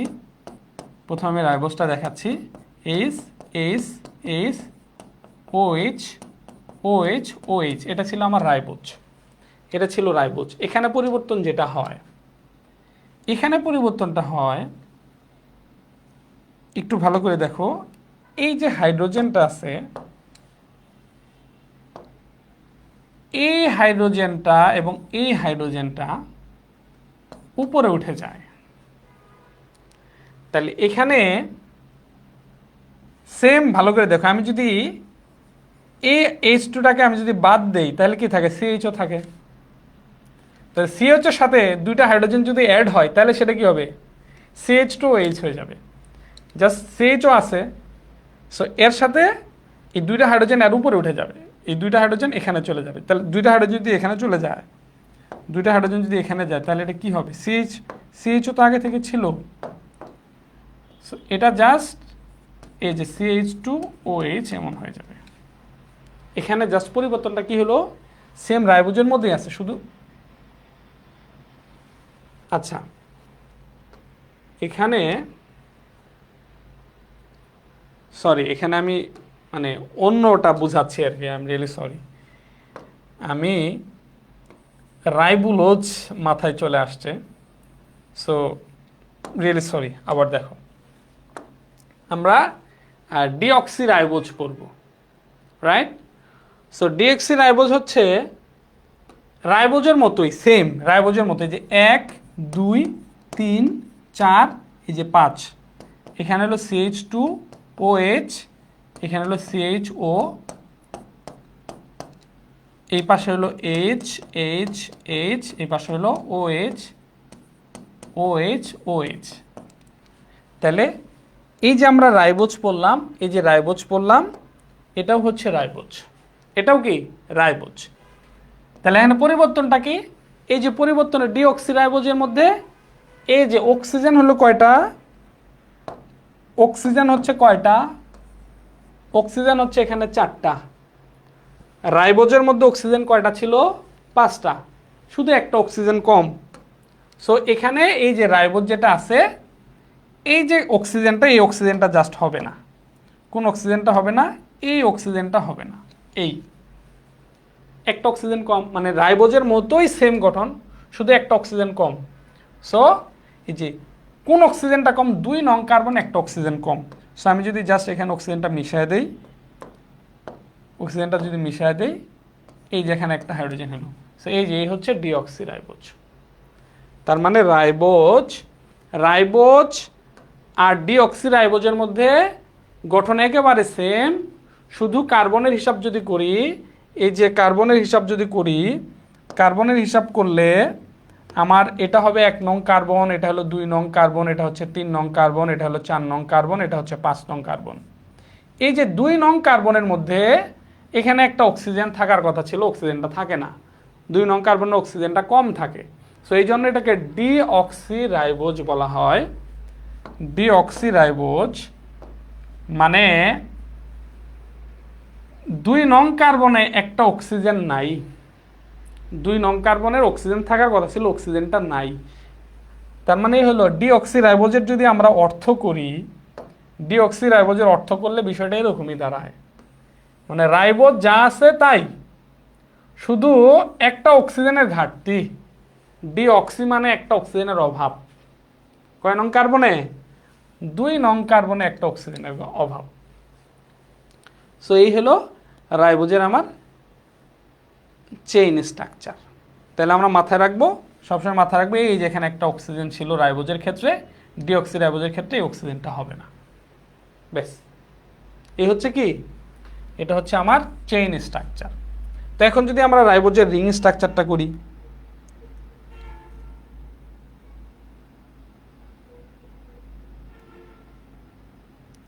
স্যার চেইনে কোন দিকে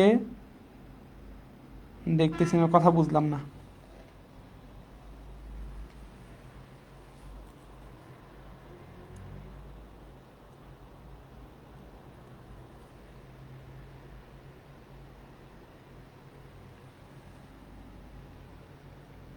আচ্ছা দেখো, হ্যাঁ এটা বায়োলজি না, এটা কেমিস্ট্রি, কারণ হচ্ছে অধ্যায়ের নামই তো কোষ রসায়ন, কোষের মধ্যে যে রসায়ন কাজ করে।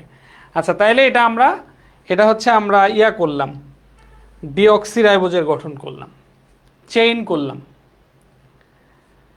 এখন দেখো এই ডিঅক্সিরাইবোজটার নাম দেখো, D2 ডিঅক্সিরাইবোজ, এটাকে কি বলা হয়? D2 deoxyribose. এটার নামকরণ কেন করা হলো?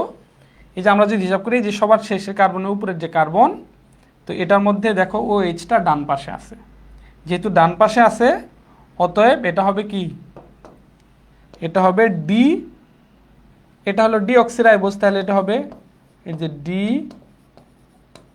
অক্সিরাইবোজ, ডিঅক্সিরাইবোজ। আচ্ছা ডি, এবং যেহেতু এটা 2 নং কার্বনে একটা অক্সিজেন অনুপস্থিত থাকে, এই জন্য যে D2 দেওয়া হয়। যে D2 দ্বারা এখানে কি বোঝাচ্ছে, মানে 2 নং কার্বনে একটা অক্সিজেনের অভাব, এই জন্য একে D2 ডিঅক্সিরাইবোজ বলা হয়। আচ্ছা এখন হচ্ছে আমরা রিং স্ট্রাকচারটা করব, ডিঅক্সিরাইবোজের এই যে রিং স্ট্রাকচারটা করব, রিং স্ট্রাকচার। সো রিং স্ট্রাকচারটাও সেম জিনিস, সেম এই রাইবোজের মতোই, সেম রাইবোজের মতোই, একেবারে সেম জিনিস হবে। শুধু একটা জিনিস ভালো করে দেখো, সেম রাইবোজের মতোই হবে, শুধু সেম রাইবোজের মতোই হবে, শুধু হচ্ছে এই যে আমরা যদি রিং করি তখন কার্বনের হিসাব, চেইন করলে কার্বনের হিসাব হয় 1 2 3 এভাবে, আর রিং করলে কার্বন হিসাবে 1 2 3 4 5 এভাবে হয়। সো এই যে 2 নং কার্বন, তো 2 নং কার্বনের এই যে ও আছে একটা অক্সিজেন কম থাকে, 2 নং কার্বনে একটা অক্সিজেন কম থাকে, শুধু এই অক্সিজেনটা হবে না, তাহলে সেই রাইবোজটা কি হয়ে যাবে, ডিঅক্সি রাইবোজ হয়ে যাবে। সো সেম রাইবোজের স্ট্রাকচার যেমন ছিল, রাইবোজের স্ট্রাকচার যেমন ছিল তেমনই হবে। রাইবোজের স্ট্রাকচার যেমন কার্বন 1 2 এই যে 3 এই যে 4, তারপরে হচ্ছে এই যে অক্সিজেন, তারপরে সি H2OH, এই যে এই যে এই যে এই যে এই যে so H H H H, আর এখানে হচ্ছে OH OH, এই যে এখানে OH দিলে এটা হচ্ছে রাইবোজ, কিন্তু শুধু 1 নং এই যে 2 নং কার্বনের ওটা থাকবে না। সো আমরা 2 নং কার্বনের ওটাকে মিশিয়ে যদি দেই, 2 নং কার্বনের ওটাকে মিশিয়ে শুধু H দিয়ে দেই, তাহলে এই যেটা আমার হয়ে গেল ডিঅক্সি রাইবোজের রিং স্ট্রাকচার। সো এটা হয়ে গেল কি ডিঅক্সি রাইবোজের রিং স্ট্রাকচার, যেখানে শুধু এই যে 2 নং কার্বনের একটা অক্সিজেনের ঘাটতি আছে, একটা অক্সিজেন নাই। সো সেম রাইবোজের মতোই, তো এই হলো পার্থক্য। সো তাহলে এটা হচ্ছে আমার কি, এটা হচ্ছে আমার যেহেতু আমরা বলছিলাম যে রিং কাদের করা যাবে, যারা ডি তাদের রিং করা যাবে। সো এটা হচ্ছে, এটা হলো ডি।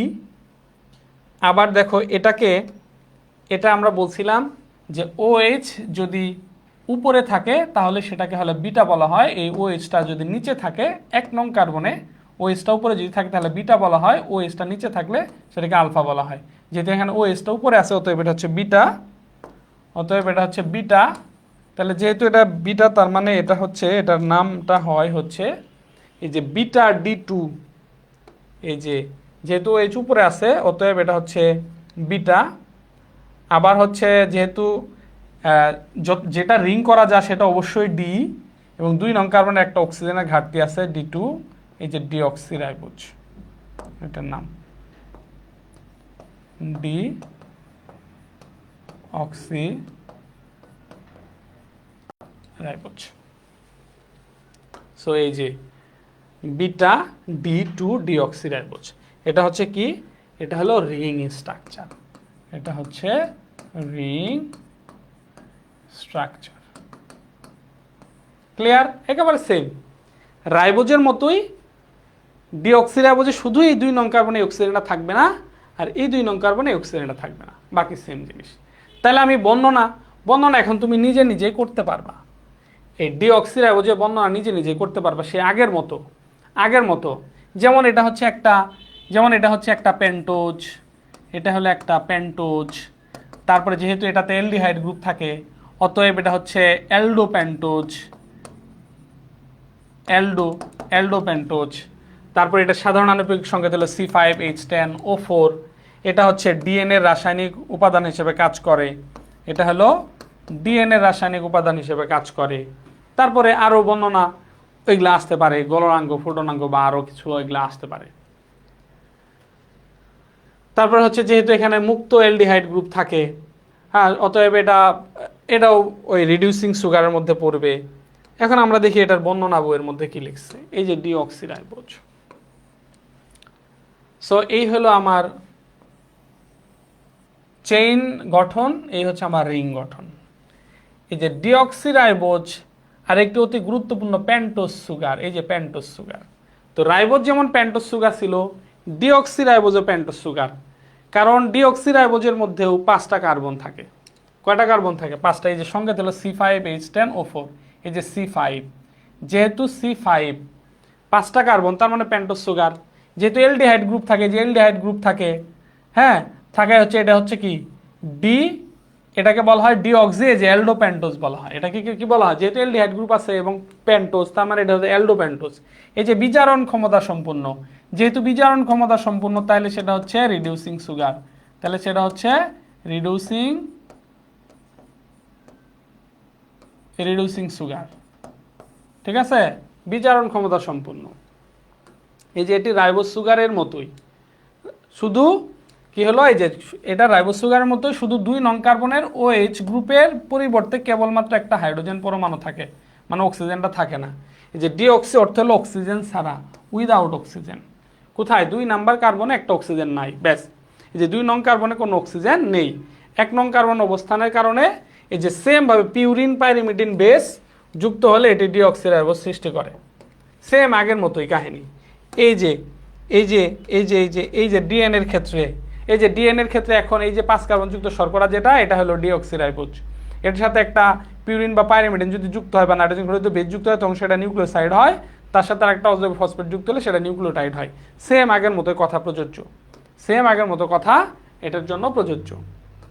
আচ্ছা, এই অবস্থায় 5 নং কার্বনের অবস্থানে অজৈব ফসফেট যুক্ত হলে একটি এই যে নিউক্লিওটাইড, নিউক্লিওসাইড থেকে ওকে ডিএনএ নিউক্লিক অ্যাসিডের নিউক্লিওটাইডের গঠনের অংশ হিসেবে বিরাজ করে। তো এটা বুঝাইলাম।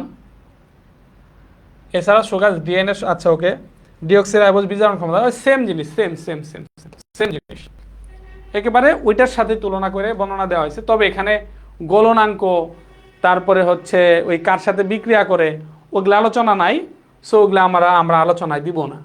সো আমার মূল ঘটনা আমরা এখানে পেয়ে গেছি, মূল বর্ণনা আমরা এখানে পেয়ে গেছি যে এটা হলো পেন্টোজ, এটা অ্যালডিহাইড গ্রুপ থাকে, এটা হচ্ছে অ্যালডো পেন্টোজ, এটা বিজারণ ক্ষমতা সম্পন্ন, অতএব এটা হচ্ছে রিডিউসিং সুগার। তাহলে এটা হচ্ছে যেহেতু বিজারণ ক্ষমতা সম্পন্ন, তাহলে এটা হচ্ছে রিডিউসিং সুগার। আচ্ছা, তারপরে এটার গঠন হচ্ছে রাইবোজের মতোই, শুধু একটা 2 নং কার্বনে একটা অক্সিজেন কম থাকে। সো ওই যে অক্সিজেন কম থাকে। সো এটার কথা আমরা বললাম।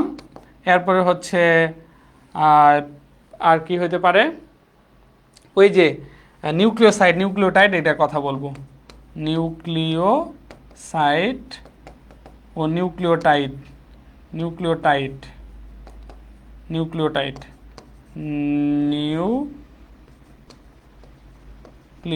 নিউক্লিওসাইড এগুলোর কথা বললাম, ব্যাস হয়ে গেল। সো ডিঅক্সিরাইবোজ সাধারণ C5H10O4, এখানে একটা রাইবোজের মতো, এটা শুধু একটা অক্সিজেন কম থাকে। এই চেইন স্ট্রাকচার দিব, রিং স্ট্রাকচার দিব, চেইন স্ট্রাকচার রিং স্ট্রাকচার দিয়ে তারপর বর্ণনাগুলো দিব। যেমন এটা হচ্ছে একটা প্যান্টোজ, এটা আমাদের অ্যালডিহাইড গ্রুপ থাকে, অ্যালডো প্যান্টোজ, মুক্ত অ্যালডিহাইড গ্রুপ থাকে, বিজারণ ক্ষমতা সম্পন্ন, তাই এটা রিডিউসিং সুগার।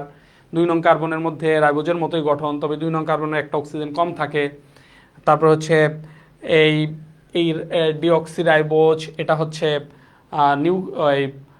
পিউরিন পাইরিমিডিনের সাথে যুক্ত হয়ে নিউক্লিওসাইড গঠন করে, তার সাথে একটা অজৈব ফসফেট যুক্ত হয়ে নিউক্লিওটাইড গঠন করে, ব্যাস সেম। এই এই এই এই এই এই এই ক্লিয়ার কিনা? একেবারে A to Z ক্লিয়ার কিনা? এখান থেকে বিভিন্ন ধরনের প্রশ্ন হইতে পারে। তুমি যদি ring structure, chain structure, ring structure বুঝো, তাহলে তুমি এই প্রশ্নগুলো আনসার করতে পারবা। কত নং কার্বনে একটা অক্সিজেন কম থাকে? 2 নং কার্বনে।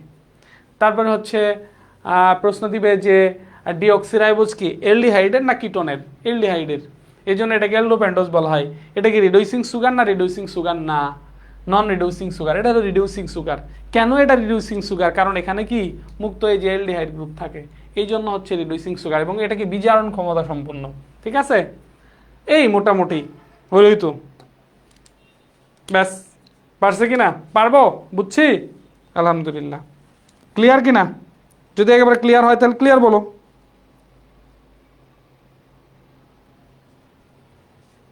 তোমরা নিজেদের মধ্যে পার্সোনালি নিজেদের মধ্যে কথাবার্তা বলো না। তোমরা যদি নিজেদের একজনের রিপ্লাই আরেকজন দাও, তাহলে আমি একটা গুরুত্বপূর্ণ টপিক পড়াচ্ছি, তো এটা তুমি তো আরেকজনের রিপ্লাই দিতেছো না, আমার কথা শুনতেছো। আমার লাইভ ক্লাস চলাকালীন একজন আরেকজনের রিপ্লাই দিবা না। কোনো কোশ্চেন জানার কাছ থাকলে আমার কাছে প্রশ্ন করবা। যতক্ষণ প্রশ্নটা আমি না দেখছি, না উত্তর দিছি, ততক্ষণ পর্যন্ত সেম প্রশ্নটাই করতে থাকবা। তো একটা সেম প্রশ্ন বারবার আসলে ওটা আমার চোখে পড়বে। অন্যদের মধ্যে নিজেরা কথা বলবা না, যেটা আরেকজনের কমেন্টে রিপ্লাই করবা। 1 দিন 2 দিন 3 দিন পরক করব, চতুর্থ দিনে তোমার টাকা পয়সা তোমাকে রিটার্ন করে দিয়ে গ্রুপ থেকে বের করে দিব, ব্যাস। খুব সাবধান। ক্লিয়ার? নাফিসা আঞ্জুম, মানিশা,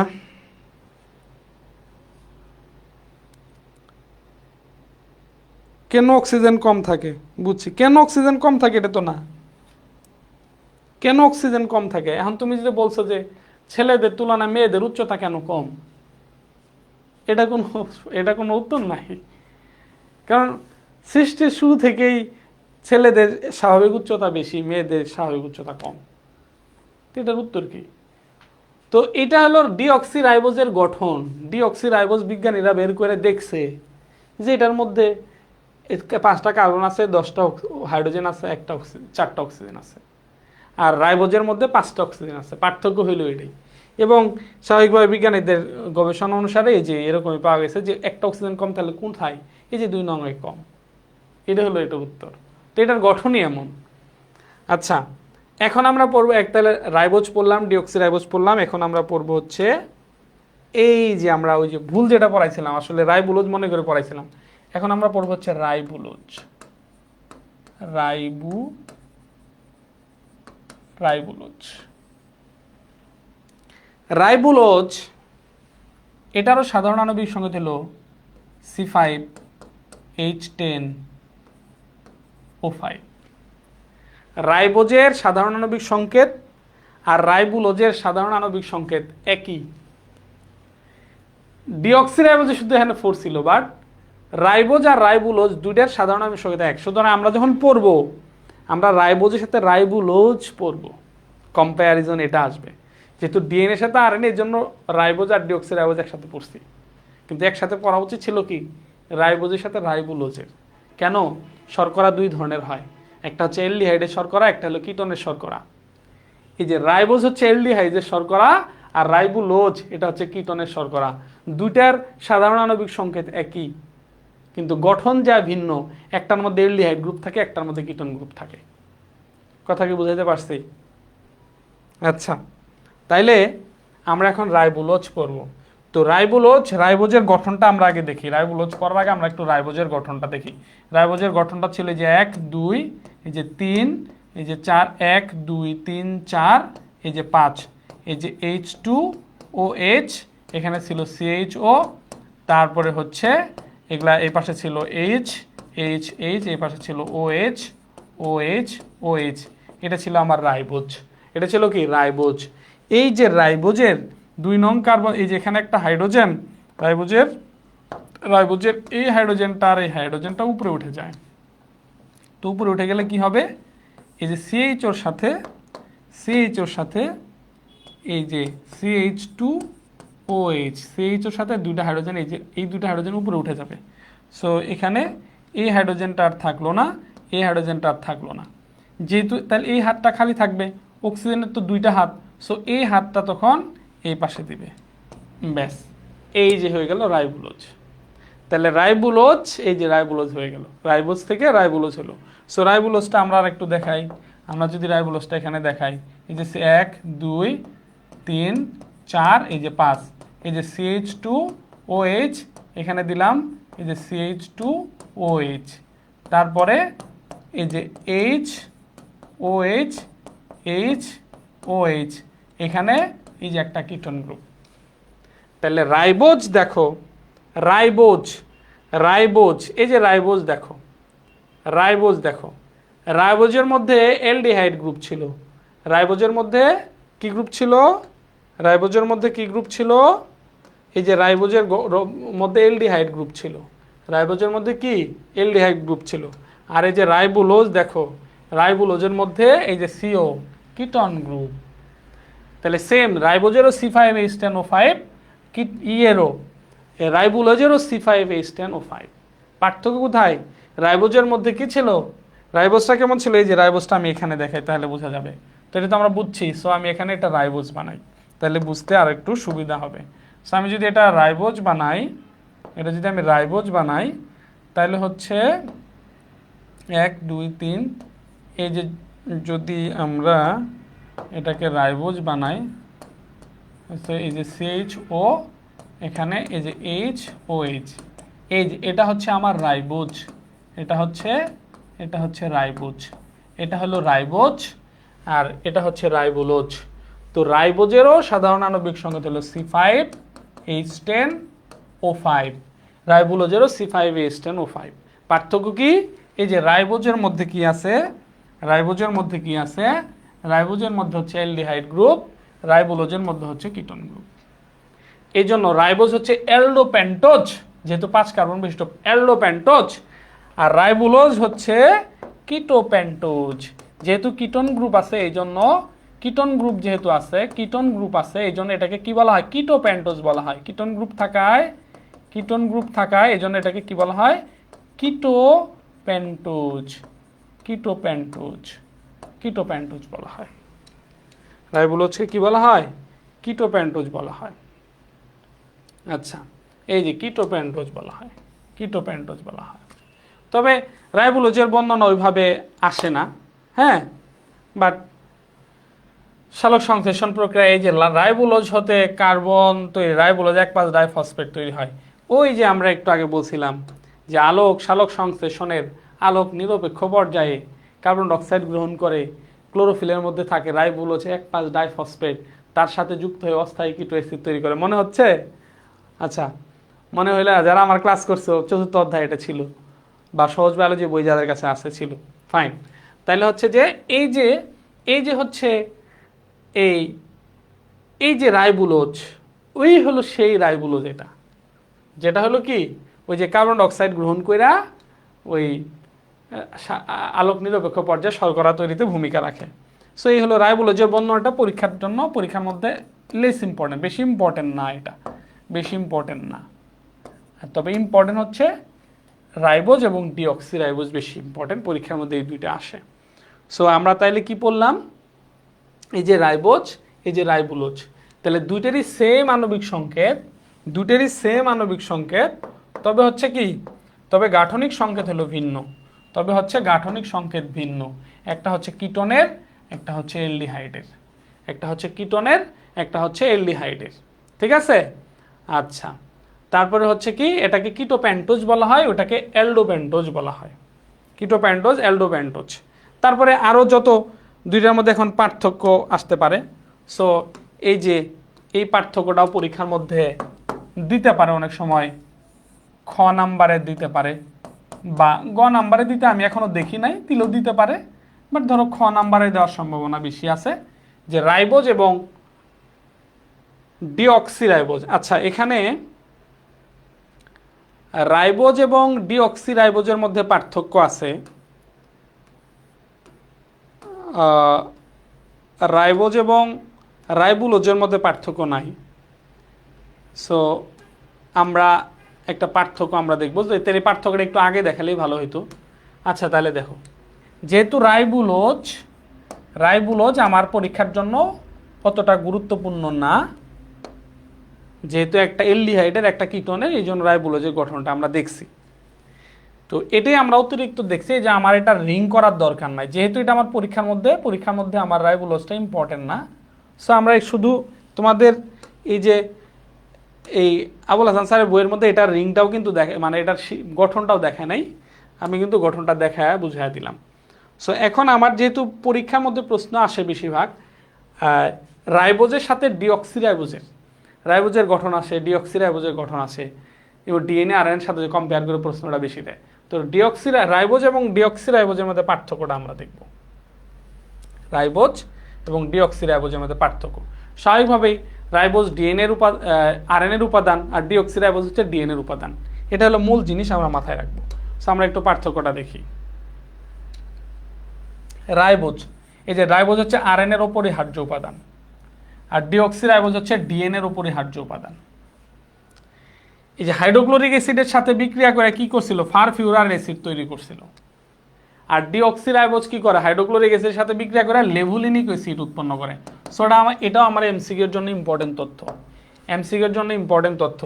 যে হাইড্রোক্লোরিক অ্যাসিডের সাথে রাইবোজ হলো ফারফিউলার অ্যাসিড তৈরি করে, আর ডিঅক্সিরাইবোজ হচ্ছে লেভুলিনিক অ্যাসিড তৈরি করে।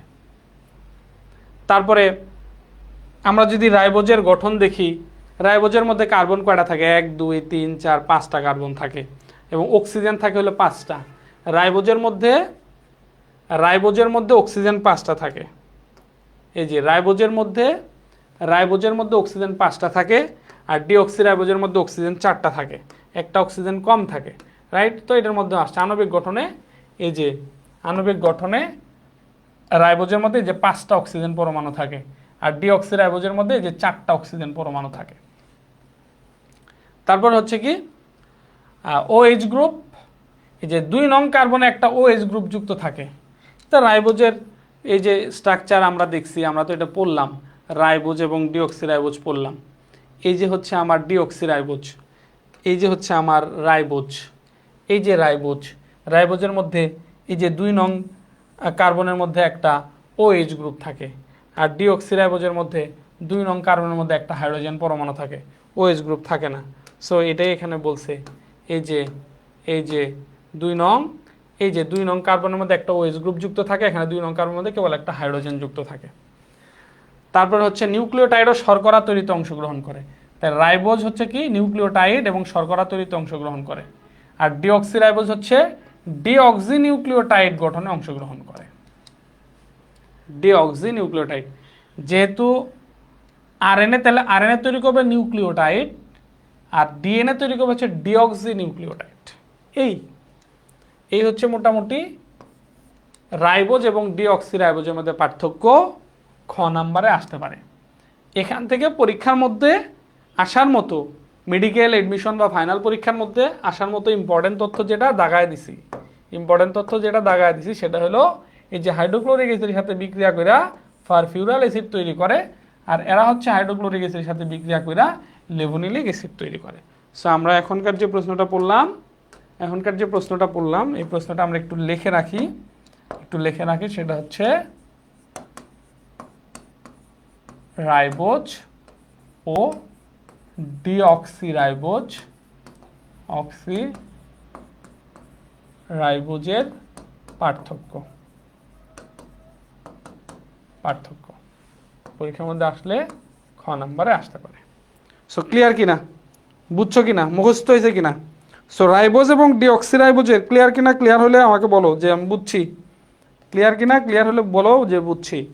তাহলে যেমন ধরো রাইবোজের মধ্যে, তাহলে রাইবোজ এবং ডিঅক্সিরাইবোজের পার্থক্য আমি বলি। রাইবোজ হচ্ছে আরএনএর গাঠনিক উপাদান, ডিঅক্সিরাইবোজ হচ্ছে ডিএনএর গাঠনিক উপাদান।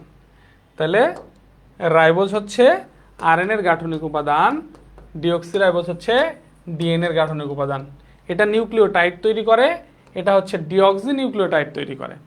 রাইবোজ হচ্ছে হাইড্রোক্লোরিক অ্যাসিডের সাথে বিক্রিয়া করে ফারফিউরাল অ্যাসিড তৈরি করে, আর ডিঅক্সিরাইবোজ হচ্ছে হাইড্রোক্লোরিক অ্যাসিডের সাথে বিক্রিয়া করে লেভোলিনিক অ্যাসিড তৈরি করে। রাইবোজের 2 নং কার্বনের মধ্যে একটা OH গ্রুপ থাকে, আর ডিঅক্সিরাইবোজের 2 নং কার্বনের মধ্যে একটা হাইড্রোজেন পরমাণু থাকে। রাইবোজের গঠনের মধ্যে 5টা অক্সিজেন থাকে, ডিঅক্সিরাইবোজের গঠনের মধ্যে 4টা অক্সিজেন থাকে। দিস ইজ অল, সিম্পল জিনিস। মুখস্থ হয়েছে কিনা? একবার বুঝাই দিলেই পারতাম, বাট আমি বারবার বলতেছি কেন, যাতে ক্লাসের পড়া ক্লাসে মুখস্থ হয়। বায়োলজি কোর্সের, আমার কোর্সের মোটোই এটা, ক্লাসের পড়া কী করতে হবে? ক্লাসে মুখস্থ করতে হবে। সো এটা ক্লিয়ার কিনা? মুখস্থ হয়েছে কিনা? পারবা কিনা? এটা পারবা কিনা? পারবো। তাহলে এটা হলো আরএনএর উপাদান, এটা হলো ডিএনএর উপাদান, এটা হাইড্রোক্লোরিক অ্যাসিডের সাথে ফারফিউরাল অ্যাসিড তৈরি করে, এটা হাইড্রোক্লোরিক অ্যাসিডের সাথে লেভোলিনিক অ্যাসিড তৈরি করে। এটার মধ্যে 5টা অক্সিজেন, এর মধ্যে 4টা অক্সিজেন। এটা 2 নং কার্বনের একটা OH গ্রুপ থাকে, 2 নং কার্বনের একটা H গ্রুপ থাকে। এটা নিউক্লিওটাইড ও শর্করা তৈরিতে অংশগ্রহণ করে, এটা ডিঅক্সি নিউক্লিওটাইড গঠনে অংশগ্রহণ করে। ব্যাস, ওকে। কতক্ষণ হয়েছে ক্লাসটা? আমরা তাহলে গ্লুকোজ পড়বো এখন। 1 ঘন্টা 18 মিনিট না, আমরা 1 ঘন্টা 40 মিনিট ক্লাস নেব। মুখস্থ হয়েছে কিনা সবাই বলো, বলো বলো, ক্লিয়ার করে বলো যে স্যার আমার মুখস্থ হয়েছে।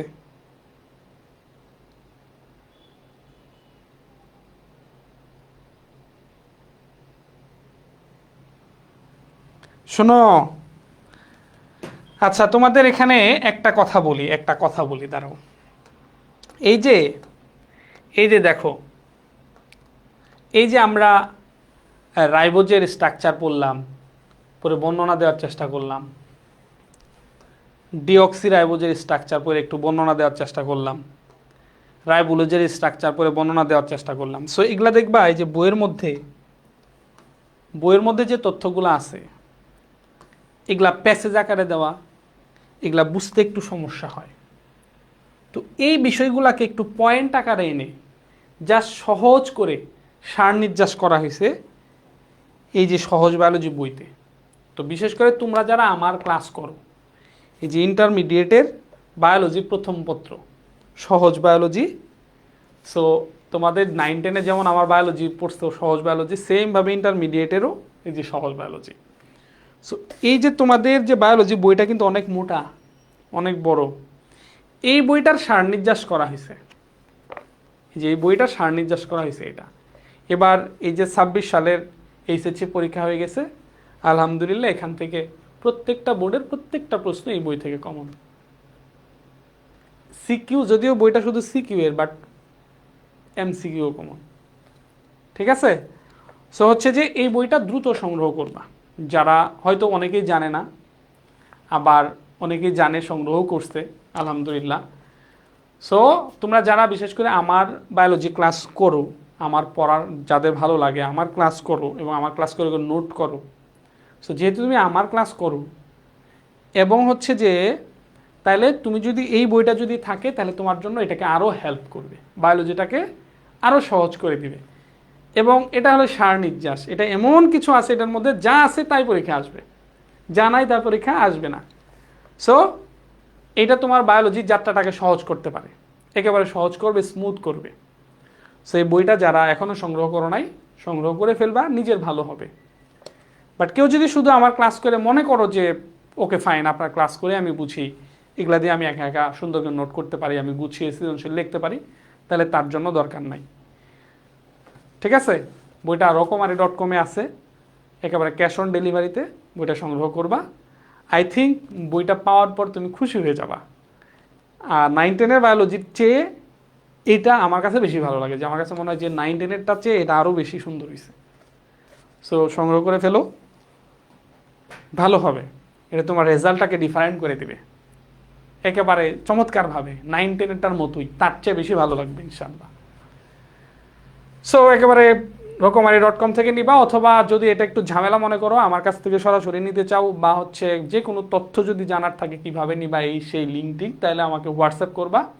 আমার হোয়াটসঅ্যাপ নাম্বারটা 01935498807, এই নাম্বারে হোয়াটসঅ্যাপ করবা। ওকে, নাম্বারটা আবার বলি 01935498807। যেহেতু ক্লাসে মুখস্থ করো, আমার নাম্বারটা মুখস্থ করে ফেলো, 01935498807। আর তোমার যে কোনো তথ্য, যে কোনো প্রশ্ন যদি থাকে বায়োলজি রিলেটেড, পড়াশোনা রিলেটেড, তাহলে আমাকে এই নাম্বারটাতে হোয়াটসঅ্যাপ করবে এবং একটু বলবা যে আমি আপনার এই গ্রুপের স্টুডেন্ট, এই প্রশ্নটা বুঝি না বা এই পরামর্শ চাই।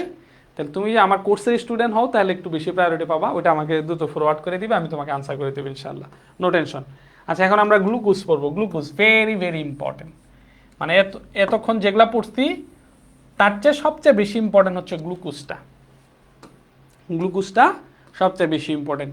এই যে গ্লুকোজের অনেকগুলো স্ট্রাকচার আছে, আমরা এতগুলো কিছুই পড়বো না, আমরা মোটামুটি আমাদের পড়া শেষ। গ্লুকোজ তুমি অটোমেটিক করতে পারবা।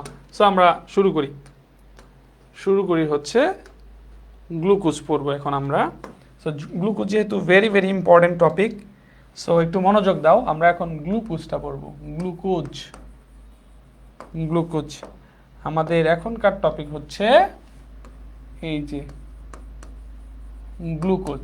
তো আমরা সবাই গ্লুকোজের যে রাসায়নিক সংকেত যেটা আমরা জানি, যে গ্লুকোজ হচ্ছে C6H12O6।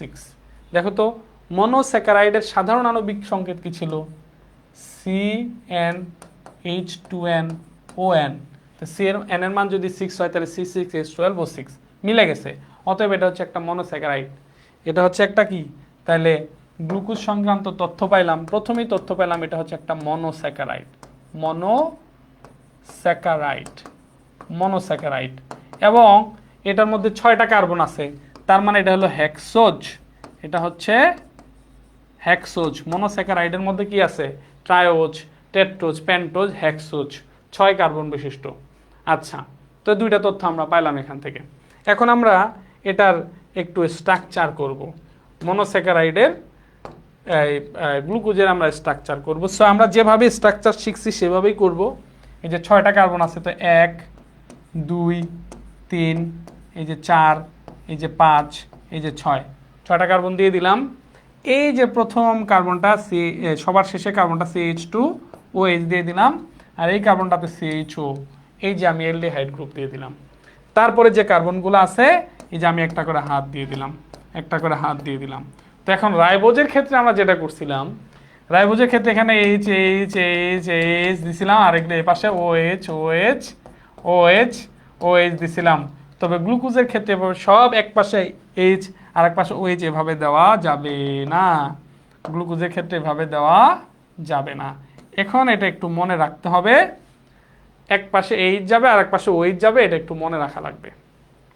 একটা তথ্য মনে রাখবা, একটা তথ্য মনে রাখবা, সেটা হচ্ছে এই সিম্বলটা মনে রাখবা, এই সিম্বলটা মনে রাখবা। প্রথমে এখানে ওএইচ হবে, তারপরে এখানে ওএইচ হবে, তারপরে এখানে ওএইচ হবে। এই সিম্বলটা মনে রাখবা গ্লুকোজের ক্ষেত্রে, এই সিম্বলটা মনে রাখবা। কোন সিম্বল? এই সিম্বলটা মনে রাখবা। কোন সিম্বল মনে রাখবা? এই সিম্বলটা মনে রাখবা। সো আমি যদি এই যে এই সিম্বলটা মনে রাখি, এই যে এই সিম্বলটা যদি আমি মনে রাখি, এই সিম্বলটা যদি মনে রাখি, তাহলে কি হয়? তাহলে হচ্ছে এই যে এখানে হলো, এখানে হচ্ছে ও আচ্ছা এটা একটু হচ্ছে এই কালার দিয়ে করি। তাহলে এই যে এখানে হলো ও এইচ, এখানে হচ্ছে ও এইচ, এখানে হচ্ছে ও এইচ, আর বাকি যেগুলো আছে এগুলাতে আমরা এইচ দিয়ে দিব। তো এখানে এইচ, এখানে এইচ, এখানে এইচ, ঠিক আছে? আচ্ছা এখন হচ্ছে যে আমি এই পাশে এইচ দিয়ে এই পাশে ও এইচ দিতে পারি, অথবা এই পাশে এইচ দিয়ে এই পাশে ও এইচ দিতে পারি। এটা আমার ইচ্ছা, এটা আমার ইচ্ছা। এখন প্রশ্ন মধ্যে দেখতে হবে আমি কোনটা দিব। তো এখানে বোঝানোর যে বিষয়টা আমরা আগে কি বলছিলাম? আমরা আগে বলছিলাম যে সর্বশেষ কার্বনের উপরের যে কার্বনটা আছে, এই কার্বনটার মধ্যে OH যদি ডান পাশে থাকে তাহলে সেটা হবে ডি, আর যদি OH বাম পাশে থাকে তখন হবে L। তাইলে আমি যেহেতু এই 5 নং কার্বনের OHটা আমি ডান পাশে দিছি, অতএব এটা হবে ডি গ্লুকোজ, এটা হবে ডি গ্লুকোজ। যদি আমি OH বাম পাশে দিতাম তাহলে সেটা হয়তো L গ্লুকোজ। তাহলে আমি এটা দিছি হলো ডি গ্লুকোজ, এটা দিছি আমরা ডি গ্লুকোজ। তাহলে গ্লুকোজটা আমি আবার আঁকি। গ্লুকোজটা আঁকার সময় যেই জিনিসটা মাথায় রাখবা, এই যে প্রথমে ওয়েস্টটা হবে এখানে, তারপরে ওয়েস্টটা এখানে, তারপরে ওয়েস্টটা এখানে, তারপরে বাকিগুলা এইচ হবে। এবং হলো আমি যদি কার্বনের হিসাব করি, 1 নং কার্বন, 2 নং কার্বন, 3 নং কার্বন, 4 নং কার্বন, 5 নং কার্বন, 6 নং কার্বন, এই যে 5 নং কার্বন যে আছে, এই 5 নং কার্বনের OH যদি আমার ডান পাশে থাকে তাহলে হবে ডি গ্লুকোজ, OH যদি বাম পাশে থাকে তাহলে হবে L গ্লুকোজ। এখন আমি দেখব প্রশ্নের মধ্যে ডি গ্লুকোজের কথা বলছে না L গ্লুকোজের কথা বলছে। যদি L গ্লুকোজের কথা বলে তাহলে আমি এখানে দিব, আর যদি ডি গ্লুকোজের কথা বলে তাহলে এখানে দিব। তো সাধারণত প্রশ্নের মধ্যে ডি গ্লুকোজ বা L গ্লুকোজ সেটা উল্লেখ করে দেয় না। তো যেহেতু উল্লেখ করে দেয় না, এই জন্য সবাই ডি গ্লুকোজই করে, তুমি ডি গ্লুকোজই করবা। এই যে ডি গ্লুকোজ করলেই হবে। এই যে গ্লুকোজের, তাহলে আমি যেটা করলাম এটা হচ্ছে গ্লুকোজের চেইন স্ট্রাকচার। এখন আমি যেটা করছি এটা হচ্ছে গ্লুকোজের কি? গ্লুকোজের চেইন স্ট্রাকচার, গ্লুকোজের চেইন স্ট্রাকচার করলাম। এই যে, তো এটা আমি আরেকবার করি, আরেকবার একটু দেখাই। সেটা আমি মুছাই দিলাম, আমি একটু আরেকবার দেখাই যে C6H12O6, এই যে 1 নং 1 2 3 4 5, এই যে 6, এই যে এখানে দিলাম H2OH, এখানে দিলাম CHO, এরপরে যতগুলো আছে এই যে একটা করে কার্বন দিলাম। এই যে প্রথমে এখানে OH, এখানে OH, এখানে OH, বাকি এখানে H, এখানে H, এখানে H। এখন আমি OH যদি ডান পাশে দেই তাহলে হবে ডি গ্লুকোজ, OH বাম পাশে দিলে হবে L গ্লুকোজ। সো আমি এখানে OH ডান পাশে দিছি, অতএব এটা হচ্ছে একটা ডি গ্লুকোজ। এই যে এটা হচ্ছে একটা ডি গ্লুকোজ। ব্যাস, গ্লুকোজের চেইন স্ট্রাকচার ক্লিয়ার হয়েছে কিনা বলো? এই যে আমরা এখন বই থেকে দেখি, এই যে ডি গ্লুকোজ, এই যে ডি গ্লুকোজের চেইন স্ট্রাকচার একটু ভালো করে দেখো। ডি গ্লুকোজের চেইন স্ট্রাকচার, এই যে 1 নং কার্বন, 2 নং কার্বন, 3 নং কার্বন, 4 নং কার্বন, 5 নং কার্বন, 6 নং কার্বন, 6 নং কার্বনে CH2OH, 1 নং কার্বনে CHO, বাকিগুলোতে হাত বাড়ায় দিছে। এই যে দেখো OH, এই যে OH, এই যে OH।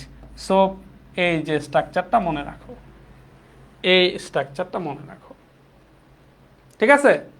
আচ্ছা, এখন এই যে 5 নং কার্বন আছে, 5 নং কার্বনের OH-টা ডান পাশে, এই জন্য এটা হচ্ছে ডি গ্লুকোজ।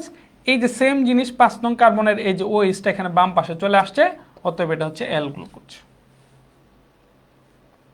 এখন দেখো এই যে রিং যে করছে, তো রিং করছে, রিং এর মধ্যে ডি গ্লুকোজ, রিং এর মধ্যে ডি গ্লুকোজ, তো রিং এর মধ্যে এল কই? আমরা কি বলছিলাম?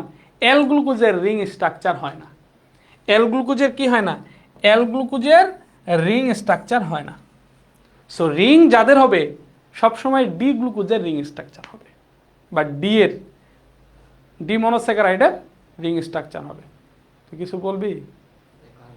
আচ্ছা, তাইলে হচ্ছে যে so so so so so আমরা তাহলে আই থিঙ্ক গ্লুকোজের স্ট্রাকচার ক্লিয়ার হয়েছে। সো আমরা এখন যেটা করব, এটা তো আমরা বুঝছি, এটা ডিলেট।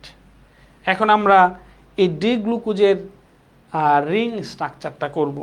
তো এখন আমরা কি করব? আমরা করব হচ্ছে রিং স্ট্রাকচার। আমরা করব হচ্ছে রিং স্ট্রাকচার। সো গ্লুকোজের রিং স্ট্রাকচার করব। সো সেমভাবে আমি এই যে একটা শেপ দিব, carbon carbon carbon carbon carbon, তারপরে অক্সিজেন দিব। এই যে দেখো, সো আমি যদি রিং স্ট্রাকচার করি, সো এই যে কার্বন, এই যে 1 2, এই যে 3, এই যে 4, এই যে 5, এই যে এখানে হলো অক্সিজেন। দেখো আমরা যখন রাইবোজ করছিলাম, একটু ভালো করে জিনিস দেখো, আমরা যখন রাইবোজ করছিলাম, রাইবোজটা ছিল 1, রাইবোজটা কোথায় ছিল? ওই যে দেখাচ্ছি, রাইবোজটা ছিল হলো 1 2 3, এই যে 4, এখানে যে অক্সিজেন এই যে এরকম ছিল। আর গ্লুকোজটা কি? গ্লুকোজটা কিন্তু এরকম না। গ্লুকোজে যেহেতু কার্বন, রাইবোজের মধ্যে কার্বন 5টা, গ্লুকোজের মধ্যে কার্বন 6টা, যার কারণে এখানে আরও একটা বাহু বেড়ে গেল। এটা ছিল পঞ্চভুজ, এটা হয়ে গেল ষড়ভুজ। 1 2 3 4 5, 1 2 3 4 5 6, এটা হলো ষড়ভুজ, কারণ এটা 6টা কার্বন, আর এখানে 5টা কার্বন ছিল, এটা হলো পঞ্চভুজের মতো ছিল। সো এটা হচ্ছে এখন আমি গ্লুকোজ করব। তো গ্লুকোজটা আবার একটু দেখাই আমি কিভাবে করব। এই যে একটা কার্বন, এই যে একটা কার্বন, এই যে একটা কার্বন, 1 2 3, এই যে হলো 4, এই যে হলো 5, এই যে অক্সিজেন, এই যে অক্সিজেন। ঠিক আছে? এই যে 5 নং কার্বন আছে, এখানে যে এই যে আরেকটা কার্বন দিলাম, এই যে সবার শেষে আমরা কি দিলাম? CH2OH, এখানে দিয়ে দেবো CH2OH। এরপরে বাকি যত কার্বন আছে এগুলা 4টা করে হাত মিলাবো। এখানে 3টা হয়েছে, এই যে একটা দিয়ে দিলাম, এখানে 2টা হয়েছে, এখানে আরো 2টা, এখানে 2টা হয়েছে, এখানে আরো 2টা দিয়ে দিলাম, এখানে 2টা হয়েছে, দিয়ে দিলাম, যে এই যে দিয়ে দিলাম। সো এখন এক পাশে H আর এক পাশে OH এগুলো বসাবো। সো এখানে সবার আগে আমি Hটা দিয়ে নিব, এখানে এই Hটা সবার আগে দিয়ে নিব, নইলে এটা আমি ভুলে যাব। এরপর হচ্ছে আমি কি করব? এরপর আর একটা, এখানে একটা জিনিস দেখো, নিচে উপরে নিচে। আচ্ছা, হ্যাঁ, কিছু করার নাই, এটা এখন বুঝতে হবে, চুপচাপ থাক। সো এখানে OH-টা প্রথমে, এই যে H হলো উপরে, OH নিচে। এখন এই OH-টা আবার হবে উপরে, এখন H নিচে, আবার H হবে উপরে, OH হবে নিচে। তো এই জিনিসটা মাথায় রাখতে হবে। সেটা হলো কি, এই যে HOH দেওয়াটা, দেখো একটু ভালো করে দেখো, আবার দেখো। তো প্রথমে এই স্ট্রাকচার, এই শেপটা আমরা বুঝলাম, এই টোটাল শেপটা আমরা বুঝলাম, এখন আমি HOH গুলা কিভাবে বসাবো?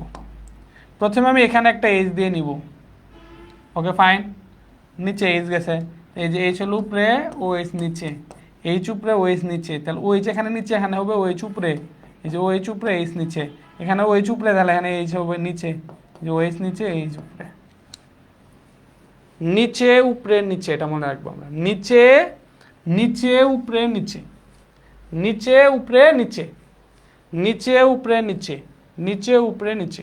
ঠিক আছে? আচ্ছা, এখন আমরা এই যে কার্বনের হিসাব যদি করি, আমরা যে কার্বনের হিসাব করি, এটা হলো 1 নং কার্বন, এটা 2 নং কার্বন, এটা 3 নং কার্বন, এটা 4 নং কার্বন, এটা 5 নং কার্বন, এটা 6 নং কার্বন। এই যে 1 নং কার্বন, আমরা একটু আগেই রাইবোজ পড়ার সময় আমরা কি বলছিলাম? এই 1 নং কার্বনের ও এইচ কোথায় থাকবে, 1 নং কার্বনের ও এইচ কোথায় থাকবে, 1 নং কার্বনের ও এইচ কোথায় থাকবে, ও এইচ যদি নিচে থাকে তখন সেটাকে বলা হয় আলফা, ও এইচ উপরে থাকলে সেটাকে বলা হয় বিটা। তাহলে ও এইচ যদি নিচে থাকে তাহলে আলফা, আর ও এইচ উপরে থাকলে বিটা। এই যে দেখো, এই যে দেখো সেম স্ট্রাকচার করা হয়েছে। এই যে এইচ উপরে, ও এইচ নিচে, এই যে ও এইচ উপরে, এইচ নিচে, এই যে ও এইচ নিচে, এইচ উপরে। সো এই যে 1 নং কার্বন, এই যে এই ও এইচ, 1 নং কার্বনের ও এইচ, 1 নং কার্বনের ও এইচ যদি নিচে থাকে তাহলে সেটাকে বলা হয় আলফা, আর 1 নং কার্বনের ও এইচ যদি উপরে থাকে তখন সেটাকে বলা হয় বিটা। তাহলে এই যে ডি গ্লুকোজের রিং হবে, ডি গ্লুকোজের রিং হবে, রিং হবে দুইটা, যে রিং এটা হচ্ছে আলফার আলফা ডিও হইতে পারে, বিটা ডিও হইতে পারে। যদি 1 নং কার্বনের OH নিচে থাকে তাহলে সেটা হবে আলফা ডি গ্লুকোজ, এখানে OH নিচে আছে অতএব এটা হবে এই যে alpha D glucose, alpha D glucose, glucose এটা হচ্ছে আলফা ডি গ্লুকোজ। আর 1 নং কার্বনের OH যদি উপরে হইতো তখন সেটা হয়তো বিটা ডি গ্লুকোজ। যেমন ধরো এই যে গ্লুকোজটা আছে এটার এই যে OHটা উপরে আছে অতএব এটা হচ্ছে এই যে বিটা ডি গ্লুকোজ, এটা হচ্ছে কি বিটা ডি গ্লুকোজ। ব্যাস এই হচ্ছে গ্লুকোজের স্ট্রাকচার, গঠন। তো আমি ধরো আমি এখানে আরেকটা পেজ নেই, আমি আরেকটা পেজ নেই, ওকে, আমি এটা টোটালটা আমি কেটে দিই, আমি তোমাকে আবার দেখাই। সো আর একবার দেখাবো এতে বুঝতে সুবিধা হবে। সো আমি ধরো গ্লুকোজ করতেছি, গ্লুকোজের চেইন স্ট্রাকচার করব। তাহলে 1 2 3 4 5 এই যে 6, তো এখানে H2OH, এখানে হচ্ছে CHO, এই যে দিয়ে দিলাম। সো আমি এখানে হলো এখানে OH দিব, এখানে OH দিব, এখানে OH দিব, এখানে H, এখানে H, এখানে H। এখন আমি এখানে OH যদি ডান পাশে দেই তাহলে সেটা হলো ডি গ্লুকোজ, বাম পাশে দিলে এল গ্লুকোজ। সো আমি কি করলাম এখানে H দিয়ে এখানে OH দিয়ে দিলাম, তার মানে হচ্ছে আমি এটা এল গ্লুকোজ দিলাম, রাইট। আর যদি আমি OHটা এখানে দেই, এখানে H দিয়ে এখানে OH দিই তাহলে এটা হলো ডি গ্লুকোজ হলো। ওকে ফাইন, একটা ডি গ্লুকোজ আঁকলাম। তো এখন হচ্ছে আমি রিং স্ট্রাকচার করব, ডি গ্লুকোজগুলো রিং স্ট্রাকচার হয়। সো এই যে একটা কার্বন, দুইটা কার্বন, তিনটা কার্বন, চারটা কার্বন, পাঁচটা কার্বন, এখানে এই যে অক্সিজেন দিলাম, এই যে 6টা carbon, last carbon 6 number carbon, এখানে H2OH। এই যে 4টা করে হাত বানায় দিলাম, এখানে হলো H হবে, এখানে H, উপরে H, নিচে হলো OH, আবার OH নিচে, এখানে OH উপরে হবে, H নিচে হবে, আবার এখানে OH হলো নিচে হবে, H উপরে হবে, এই যে নিচে উপরে নিচে। আর এখানে আমি H যদি নিচে দেই, OH যদি উপরে দেই তাহলে এটা হলো OHটা উপরে আছে, উপরে থাকলে সেটা হয় বিটা। সো এটা হচ্ছে আমার বিটা ডি গ্লুকোজ, এটা হচ্ছে আমার বিটা ডি গ্লুকোজ। ক্লিয়ার কিনা? একেবারে ক্লিয়ার হয়ে যাওয়ার কথা, একেবারে পানি পান্তা, এখানে না বুঝার কোনো কিছু নাই। এটা তুমি যতই দেখলে পারবা। তাহলে এটা এই যে 1 নং কার্বনে OH নিচে আছে, এই যে 1 নং কার্বনে OH নিচে আছে, এই জন্য এটা হচ্ছে আলফা ডি গ্লুকোজ। আর হচ্ছে এই যে 1 নং কার্বনে OH উপরে আছে, এই জন্য এটা হচ্ছে বিটা ডি গ্লুকোজ। ঠিক আছে? সো এখন হচ্ছে যে আমি যদি এখন বর্ণনা দেখি, তাহলে বর্ণনা এটা মনোস্যাকারাইড, 6টা কার্বন আছে, এটা হেক্সোজ। তারপরে দেখো এই যে এলডিহাইড গ্রুপ আছে, যেহেতু এলডিহাইড গ্রুপ আছে তার মানে এটা হচ্ছে এলডোহেক্সোজ। আবার এটা বিজারণ ক্ষমতা সম্পন্ন, এই জন্য এটা রিডিউসিং সুগার। বিজারণ ক্ষমতা সম্পন্ন এই জন্য কি রিডিউসিং সুগার। সো বর্ণনাটা বইয়ের মধ্যে দেখি যে কিভাবে লেখছে। সো গ্লুকোজ, আচ্ছা, তো এগুলা গ্লুকোজ সংক্রান্ত এগুলা কিছু তথ্য আছে, এগুলো তোমরা একটু রিডিং পড়বা। বাট আমি যদি যেমন হলো গ্লুকোজ, এই যে উৎপাদন ও প্রস্তুত প্রণালী, তারপরে হচ্ছে গ্লুকোজের বৈশিষ্ট্য, গ্লুকোজের ব্যবহার, এই যে আমি পড়াবো মূলত হচ্ছে এটা। যে গ্লুকোজের রিং স্ট্রাকচার এবং আলফা বিটা ডি গ্লুকোজ এটা আমি পড়াবো। এই যে ডি এবং এল গ্লুকোজ এটা পড়াবো, এতটুকু অংশ। তাহলে এটা দেখো, গ্লুকোজের 1 নং কার্বন এবং 5 নং কার্বন কাছাকাছি এলে সাধারণত এদের মধ্যে একটি অক্সিজেন সেতু তৈরি হয়। এখানে দেখো একটা কথা, সেটা হচ্ছে যারা ডি গ্লুকোজ, যারা হচ্ছে ডি গ্লুকোজ, তো আমরা বলছি ডি গ্লুকোজেরই রিং হয়, ডি গ্লুকোজের রিং হয়। এই যে 5 নং কার্বন, এই 5 নং কার্বন আর এই 1 নং কার্বন যদি কাছাকাছি আসে তখন এদের মধ্যে একটা অক্সিজেন বন্ধন হয়। এই যে দেখো 5 নং কার্বন, এই যে 1 নং কার্বন, কার্বনের হিসাব 1 নং কার্বন, এই যে 5 নং কার্বন, এটা লম্বা ছিল না, এটা এই যে বেঁকে গেছে, বেঁকা গেলে এই 1 নং কার্বনের সাথে এই 5 নং কার্বনের মধ্যে বন্ড হয়। এই যে 1 নং কার্বনের সাথে 5 নং কার্বনের মধ্যে এই যে অক্সিজেন যুক্ত হয়েছে। সো এই কথাটাই বলছে, 1 নং মানে প্রথমে রিং ছিল, রিং মানে চেইন ছিল, চেইন থেকে রিং হয়েছে। ধরো আমার একটা মালা আছে, তা আমি মালার এই মাথা আর এই মাথা যদি গিরো দেই তাহলে রিং হয়ে গেল না? তো মালাটা যখন আমার এরকম আছে, একটা পুতির মালা, একটার সাথে একটা সুতা দিয়ে আমি লম্বা করছি, যখন আমি লম্বা করে ধরে আছে তখন এটা চেইন, যখন দুইটা মাথা লাগাই দিছি তখন হয়ে গেছে রিং। কথা বুঝছো? তো এটা লম্বা চেইন ছিল, এই মাথা আর এই মাথা যা যুক্ত হয়েছে, অক্সিজেনের সাথে যুক্ত হয়েছে, যার কারণে এটা রিং হয়ে গেছে। তাহলে 1 নং কার্বনের সাথে, যে 1 নং কার্বনের সাথে 5 নং কার্বনের মধ্যে যুক্ত হয়েছে, এই কথা বলছে। গ্লুকোজে 1 নং কার্বন এবং 5 নং কার্বন কাছাকাছি এলে এদের মধ্যে একটি অক্সিজেন সেতু তৈরি হয়। যে 1 নং কার্বন এবং 5 নং কার্বনের মধ্যে অক্সিজেন সেতু তৈরি হয়েছে, ফলে 1 নং কার্বনের OH গ্রুপ সৃষ্টি হয়। ফলে হচ্ছে, তো এটা যুক্ত হওয়ার কারণে 1 নং কার্বনের মধ্যে একটা OH গ্রুপের সৃষ্টি হয়, যেটা আগে ছিল না। এই যে 1 নং কার্বনে OH গ্রুপ ছিল না, এখন OH গ্রুপের সৃষ্টি হয়েছে। নতুন সৃষ্ট OH গ্রুপ 1 নং কার্বনের আলফা এবং বিটা 2 অবস্থানে থাকতে পারে। তো এই যে 1 নং কার্বনে যে আগে OH গ্রুপ ছিল না, এখানে অ্যালডিহাইড গ্রুপ ছিল, তো এটা তো এল গ্লুকোজ, সরি এখানে দেখানো যাবে না, এই যে ডি গ্লুকোজ দেখা, ধরো এটা আপাতত এল গ্লুকোজকে মাথায় রেখো না। তো 1 নং কার্বনে আগে OH গ্রুপ ছিল না, এটা অ্যালডিহাইড গ্রুপ ছিল। এই 1 নং কার্বনের সাথে যখন এই 5 নং কার্বনের মধ্যে যখন বন্ধন হইলো, অক্সিজেন যুক্ত হয়ে বন্ধন হইলো, তখন এই 1 নং কার্বনের মধ্যে OH গ্রুপের সৃষ্টি হলো। এই যে 1 নং কার্বনের মধ্যে OH গ্রুপের সৃষ্টি হলো। এখন এই OH গ্রুপটা নিচেও থাকতে পারে, উপরেও থাকতে পারে। তো এই যে 1 নং কার্বনের আলফা অথবা বিটা অবস্থানে থাকতে পারে। 1 নং কার্বনের OH গ্রুপটা আলফা, মানে যে নিচে থাকলে আলফা, উপরে থাকলে বিটা, আলফা এবং বিটা 2 অবস্থানে থাকতে পারে। তো OH গ্রুপের এই আলফা এবং বিটা অবস্থানের কারণে গ্লুকোজের ভৌত রাসায়নিক জৈবিক ব্যবস্থা পরিবর্তন ঘটে। বিটা গ্লুকোজের গঠন সেলুলোজ, কিন্তু আলফা গ্লুকোজের গঠন হলো স্টার্চ। আচ্ছা, এটা পরবর্তী বিষয়। এই তথ্যটা আমার পরবর্তী বিষয়। আমরা পলিস্যাকারাইড পড়ছি না? পলিস্যাকারাইড পড়ছি, আমরা প্রথম ক্লাসে পলিস্যাকারাইড পড়ছি, যেমন স্টার্চ, সেলুলোজ, এগুলো হচ্ছে পলিস্যাকারাইড। তো এই যে সেলুলোজ, যেটা সেলুলোজ, বিটা গ্লুকোজ দিয়ে সেলুলোজ তৈরি হয়। অনেকগুলা বিটা গ্লুকোজ একসাথে যুক্ত হয়ে সেলুলোজ তৈরি করে, আবার অনেকগুলো আলফা গ্লুকোজ একত্রিত করে স্টার্চ তৈরি করে। সো এই কথাটা এখানে বলছে, যেহেতু আমরা আলফা বিটার প্রশ্ন আসছে, সো এখানে বললো যে অনেকগুলো আলফা গ্লুকোজ একত্রিত হয়ে স্টার্চ গঠন করে, আর অনেকগুলা বিটা গ্লুকোজ একত্রিত হয়ে সেলুলোজ গঠন করে। এরপরে সেলুলোজ হলো কোষের গাঠনিক বস্তু, স্টার্চ হলো সঞ্চয়ী খাদ্য।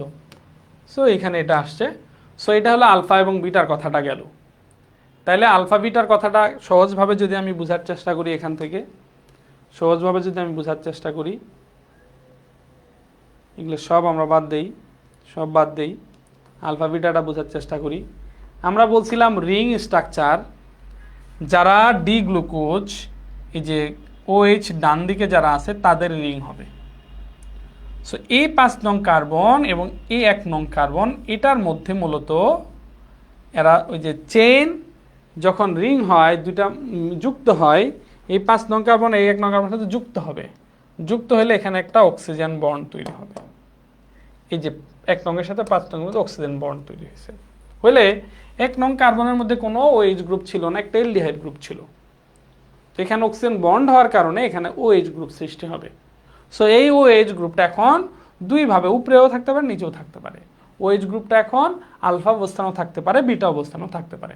এই জন্য এই যে ডি গ্লুকোজ আছে, ডি গ্লুকোজ থেকে যে রিং গ্লুকোজ হবে, এখন রিং গ্লুকোজ হলে রিং গ্লুকোজটা দুই ধরনের হয়ে যায়, একটা হলো আলফা গ্লুকোজ, একটা হলো বিটা গ্লুকোজ। 1 নং কার্বনের OHটা যদি আলফা অবস্থানে থাকে আলফা গ্লুকোজ, যদি বিটা অবস্থানে থাকে বিটা গ্লুকোজ। এই হলো দুইটা গ্লুকোজ। তাহলে এমনিতে গ্লুকোজ হলো দুই প্রকার, ডি গ্লুকোজ এবং এল গ্লুকোজ। আবার ডি গ্লুকোজ হলো আবার দুই প্রকার, ডি গ্লুকোজের রিং যদি করা হয় তাহলে ওটা আলফা ডি এবং বিটা ডি। এই যে আলফা ডি গুণটা, আলফা ডি গ্লুকোজ দিয়ে স্টার্চ তৈরি হয়, আর বিটা ডি গ্লুকোজ দিয়ে সেলুলোজ তৈরি হয়। এই কথাটা এখানে বলছে আর কি, বেশ। আচ্ছা, এরপরে এই যে এরপরে এটা অটোমেটিক চলে আসছে, ডি গ্লুকোজ এবং এল গ্লুকোজ, এটা তোমরা বুঝছো। এই যে গ্লুকোজের 5 নং কার্বনের, এই যে গ্লুকোজের 5 নং কার্বনের সংযুক্ত OH মূলক ডান দিকে থাকলে তাকে ডি গ্লুকোজ, এবং 5 নং কার্বনের OH মূলক বাম দিকে থাকলে তাকে এল গ্লুকোজ বলা হয়। ডি গ্লুকোজ দক্ষিণাবর্ত হয়, যাকে ডি বা প্লাস চিহ্ন দিয়ে বোঝানো হয়। এল গ্লুকোজ বামাবর্ত হয়, তাকে মাইনাস চিহ্ন দিয়ে বোঝানো হয়। দক্ষিণাবর্ত অর্থ হলো যৌগটি আলোক সক্রিয়, ঘূর্ণনের দিক হলো ডান দিকে, এবং বামাবর্ত অর্থ হলো যৌগটি আলোক সক্রিয় এবং ঘূর্ণনের দিক হচ্ছে বাম। ঠিক আছে? আচ্ছা, এখানে আমরা প্রথম লেকচারে আমরা যখন গ্লুকোজের বৈশিষ্ট্য পড়ছি, তখন কিন্তু গ্লুকোজের একটা বৈশিষ্ট্য ছিল, তখন আমরা শর্করার একটা বৈশিষ্ট্য পড়ছি যে শর্করা হচ্ছে আলোক সক্রিয়, এবং আমরা এটা বলছিলাম যে এর ভিতর দিয়ে আলো ফেললে আলো ডান দিকে বা বাম দিকে বেঁকে যায়। আমরা এটাও পড়ছিলাম, আমরা এটা বলছিলাম যে সেম রাসায়নিক গঠন সেম, রাসায়নিক সংকেত সেম, গঠনও সেম, তবে একটার ভিতর দিয়ে আলো পড়লে ডান দিকে যায়, আর একটার ভিতর দিয়ে আলো পড়লে বাম দিকে যায়। যেমন এই যে ডি গ্লুকোজ এবং এল গ্লুকোজের ক্ষেত্রে, এই যে আলফা ডি এবং বিটা ডি গ্লুকোজের ক্ষেত্রে দুটো রাসায়নিক গঠন একেবারে সেমই। পার্থক্য হচ্ছে কি, এই যে OHটা আলফা অবস্থানে আছে, একটু নিচে আছে, আর ডি এখানে OHটা উপরে আছে, বিটা অবস্থানে আছে। এই জন্য একটা ডানাবর্ত হয়ে গেছে, একটা বামাবর্ত হয়ে গেছে। মানে ওটার মধ্যে আলো ফেললে আলোটা হচ্ছে ডান দিকে যায়, ডি গ্লুকোজের মধ্যে আলোটা ডান দিকে যায়, দক্ষিণাবর্ত বা হচ্ছে ডান দিকে যায়। আর এল গ্লুকোজের মধ্যে সেটা হচ্ছে কি, এই যে এল গ্লুকোজের মধ্যে ঘূর্ণায়নের দিক, আলোটা বেঁকে যাবে কোন দিকে, এই যে বাম দিকে, এটাকে বামাবর্ত বলা হয়। তাহলে এল গ্লুকোজ, এখান থেকে আমি যেটা মনে রাখবো যে ডি গ্লুকোজ হচ্ছে দক্ষিণাবর্ত, এটা আমরা মনে রাখবো। ডি গ্লুকোজ হলো দক্ষিণাবর্ত। দক্ষিণাবর্ত মানে কি, দক্ষিণাবর্ত, এই যে দক্ষিণাবর্ত অর্থ হলো আলোক সক্রিয়, ঘূর্ণনের হচ্ছে ডান দিক। আর এল গ্লুকোজ হচ্ছে বামাবর্ত। এই যে এল গ্লুকোজ হচ্ছে বামাবর্ত মানে কি, এটা আলোক সক্রিয় এবং ঘূর্ণনের দিক হচ্ছে বাম দিক, সো এই হলো এখান থেকে আমার এমসিকিউ। এখান থেকে এটা এমসিকিউ এর তথ্য আসতে পারে, এমসিকিউ। তাহলে এভারেজ গ্লুকোজের বর্ণনা যদি আসে, তাহলে গ্লুকোজের বর্ণনা এগুলা যেগুলা বুঝছে আমরা এটাই বলবো। আমরা হচ্ছে এল গ্লুকোজের কথা বলবো, ডি গ্লুকোজের কথা বলবো, আলফা ডির কথা বলবো, বিটা ডির কথা বলবো। হ্যাঁ, পাশাপাশি এখানে কিছু আছে, এগুলা জাস্ট একটু রিডিং পড়লেই বুঝবা। যেমন ধরো আমরা একটু রিডিং পড়ি, গ্লুকোজ বা হচ্ছে ডেক্সট্রোজ একটি উল্লেখযোগ্য মনোস্যাকারাইড। আচ্ছা, দাঁড়াও, এখানে আমরা যে হেক্সোজ, এখানে যদিও ডেক্সট্রোজ বলতে হেক্সোজ লিখলে এটা হয়, বুঝতে সুবিধা হয়। তো গ্লুকোজের আরেকটা নাম ডেক্সট্রোজ হতে পারে, হ্যাঁ, তবে এটাকে আমরা হেক্সোজ বলবো। এটা একটা মনোস্যাকারাইড এবং এটা হচ্ছে একটা আণবিক সংযোগ C6H12O6, এই জন্য এটা হচ্ছে একটা হেক্সোজ। ঠিক আছে, একটা হেক্সোজ। এবং গ্লুকোজের মধ্যে কি আছে, অ্যালডিহাইড গ্রুপ আছে, যেহেতু অ্যালডিহাইড গ্রুপ আছে এই জন্য এটা হচ্ছে কি অ্যালডোহেক্সোজ গেল। আবার একটা মুক্ত অ্যালডিহাইড গ্রুপ আছে, যে মুক্ত গ্রুপ আছে এবং এটা বিজারণক্ষম, যেহেতু বিজারণক্ষম অতএব এটা হচ্ছে রিডিউসিং সুগার। তাহলে আমরা এই যে গ্লুকোজ যে পড়লাম, গ্লুকোজ পড়লাম, তাহলে মনোস্যাকারাইড এটা হলো হেক্সোজ।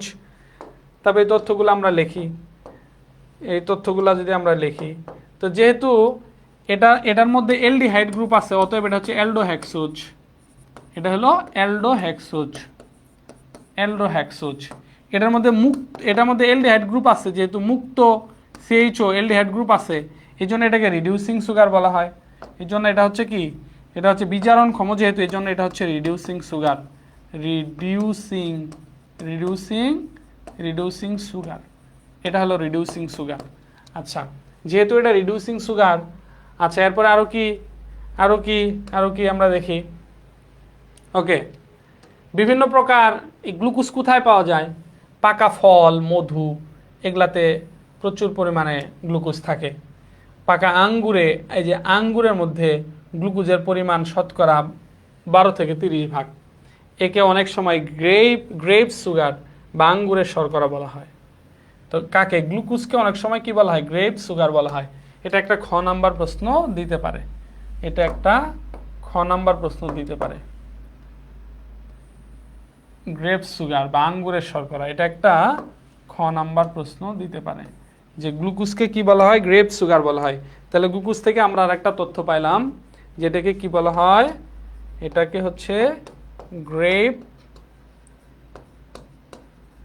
গ্রেপ সুগার বলা হয়, গ্লুকোজকে গ্রেপ সুগার বলা হয়। ওকে, এই মোটামুটি হচ্ছে গ্লুকোজের তথ্য। আর হচ্ছে পাকা ফল, পাকা ফলে পাওয়া যায়, পাকা ফল। তাহলে গ্লুকোজ একটা মনোস্যাকারাইড, 6টা কার্বন আছে, হেক্সোজ, আণবিক C6 H12O6, অ্যালডোহেক্সোজ, অ্যালডিহাইড গ্রুপ থাকে। যেহেতু মুক্ত অ্যালডিহাইড গ্রুপ থাকে এই জন্য এটা বিজারণক্ষম, এই জন্য রিডিউসিং সুগার। আঙ্গুরের মধ্যে পাওয়া যায় এই জন্য এটাকে গ্রেপ সুগার বলা হয়। আর এমনিতে পাকা ফল টলের মধ্যে গ্লুকোজ পাওয়া যায় গেল। তারপরে গ্লুকোজের উৎপাদন প্রণালী, তো এটা খুব একটা দরকার নাই, আন্দাজে এটা একটু দিছে কেমনে গ্লুকোজ উৎপন্ন হয়। তো গ্লুকোজ তো ওই যে সালোক সংশ্লেষণ প্রক্রিয়ায় উদ্ভিদের মধ্যে গ্লুকোজ তৈরি হয়। আবার গবেষণাগারে হাইড্রোলাইসিস করে সুক্রোজ এবং মানে স্টার্চের মধ্যে গ্লুকোজ থাকে, সুক্রোজের মধ্যে গ্লুকোজ থাকে, যেন স্ট্রোজ এবং সুক্রোজ এগুলো ভাঙা ও গ্লুকোজ পাওয়া যায়, এই হলো কথা। তো গ্লুকোজে এমনিতে বৈশিষ্ট্য আছে সাদা দানাদার পদার্থ, মিষ্টি স্বাদযুক্ত, সহজে দ্রবণীয়, অ্যালকোহল অদ্রবণীয়। আচ্ছা, এখান থেকে একটা তথ্য, এগুলো আমার সিকিউ এমসিকিউ মানে সিকিউ এর জন্য খুব একটা দরকার নেই, এখান থেকে একটা এমসিকিউ এর জন্য তথ্য মনে রাখবা, এই লাইনটা দাগায় রাখবা। সেটা হচ্ছে গ্লুকোজ হচ্ছে কি, গ্লুকোজ হলো পানিতে দ্রবণীয়, অ্যালকোহলে সামান্য দ্রবণীয়, ইথারে অদ্রবণীয়। এই তথ্যটা এমসিকিউ এর জন্য ইম্পর্টেন্ট, এই তথ্যটা এমসিকিউ এর জন্য ইম্পর্টেন্ট। তাহলে গ্লুকোজ হচ্ছে পানিতে দ্রবণীয়, অ্যালকোহলে সামান্য দ্রবণীয়, আর ইথারের মধ্যে অদ্রবণীয়। গ্লুকোজের ব্যবহার, এটা জাস্ট রিডিং পড়বা, এখান থেকে জাস্ট রিডিং। গ্লুকোজের ব্যবহার পরীক্ষার মধ্যে দিলেও দিতে পারে, না দিলেও নাই, ইম্পর্টেন্ট না, খুব একটা ইম্পর্টেন্ট না। রোগীর পথ্য হিসেবে গ্লুকোজের ব্যবহার করা হয়, রোগীকে দ্রুত শক্তি যোগায়। বিভিন্ন ফল সংরক্ষণে গ্লুকোজ ব্যবহার করা হয়। ক্যালসিয়াম গ্লুকোনেট হিসেবে ঔষধ শিল্পে গ্লুকোজ ব্যবহার করা হয়। তারপর হচ্ছে ভিটামিন সি তৈরি করার জন্য গ্লুকোজ ব্যবহার করা হয়। গ্লুকোজ হলো সরবিটল তৈরি বা গ্লাইকোলাইসিসে ব্যবহৃত, গ্লাইকোলাইসিস প্রক্রিয়া, ওই যে তো গ্লাইকোলাইসিস সবাত শোষণের, গ্লাইকোলাইসিসের মধ্যে গ্লুকোজ ভাঙের শক্তি তৈরি হয়, কথা বলছে আর কি। গ্লুকোজ কার্বোহাইড্রেট বিভাগে গুরুত্বপূর্ণ ভূমিকা রাখে। এই খুব একটা তো এখানে ইম্পর্টেন্ট কোনো কিছু আসলে নাই, তো এটা আন্তাজে এগুলা দাগায় লাভ নেই। তবে এখানে একটা তথ্য একটু মনে রাখতে পারো, এটা হলো এই যেটা ভিটামিন সি তৈরির জন্য গ্লুকোজ ব্যবহৃত হয়, ভিটামিন সি। তো গ্লুকোজের রিং স্ট্রাকচার গেছে, ওকে ফাইন। এই হচ্ছে গ্লুকোজ। গ্লুকোজ ক্লিয়ার কিনা বলো? গ্লুকোজ থেকে কোনো কোয়েশ্চেন আছে কিনা? কতক্ষণ হয়েছে?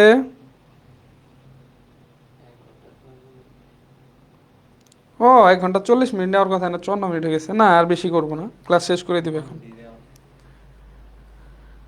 আমি কি বলছে এই আমার ইয়া বলো অলমোস্ট শেষের পথে ক্লাস। জি জি ক্লাস শেষ। যদি আমাকে আরেকটু 10-15 মিনিট সময় দিতা তাইলে গ্লুকোজের সাথে ফ্রুকটুসটাও পরায় দিতাম, ঝামেলা শেষ হইতো আর কি। এখন এটা তোমাদের মর্জি। Sir ribose, deoxyribose, ribulose, glucose কি গ নাকি ঘ এর জন্য আসবে? ঠিক ঠিকানা নাই, গতেই বেশিরভাগ আসার সম্ভাবনা, বাট ঘতেও দিতে পারে। ইন্টারমিডিয়েটের প্রশ্ন প্যাটার্ন হুটহাট চেঞ্জ হয়ে যায়। সো গতে আসার সম্ভাবনা হলো 90%, আর ঘতে আসার সম্ভাবনা হলো 10%। গতেই আসবে। All clear? এবার ছুটি দেন। না স্যার আর পড়বো না। নেন নেন স্যার 15 মিনিট থাক স্যার। ক্লিয়ার, এখন ছুটি দেন। তারপরে হচ্ছে এবার ঘুম লাগবে। স্যার এক্সামে গ্লুকোজের চিত্র কয়টা দিব? হ্যাঁ, ভালো কোশ্চেন। সো এক্সামের মধ্যে গ্লুকোজ কয়টা দিব? এই যে বইয়ের মধ্যে তো গ্লুকোজ আছে হলো 1, 2, 3, 4টা আছে। তো এল গ্লুকোজ এক্সামের মধ্যে দেওয়ার দরকার নাই। এই যে গ্লুকোজের চেইন স্ট্রাকচার দিবা, ডি গ্লুকোজের একটা চেইন স্ট্রাকচার দিবা, আর একটা আলফা ডি গ্লুকোজ দিবা অথবা একটা বিটা ডি গ্লুকোজ দিবা। একটা যদি একবারে আসলে শোনো বায়োলজি, তুমি তো এটা বুঝছো, তুমি যদি এটা বুঝো এবং যদি লিখতে পারো, এটা তোমার করতে 2 মিনিটের বেশি সময় লাগবে না। আর সায়েন্সের সাবজেক্টগুলো আনসার করার জন্য অ্যাভেলেবেল সময় থাকে, একটা সৃজনশীলের জন্য আধা ঘন্টা প্লাস সময় থাকে।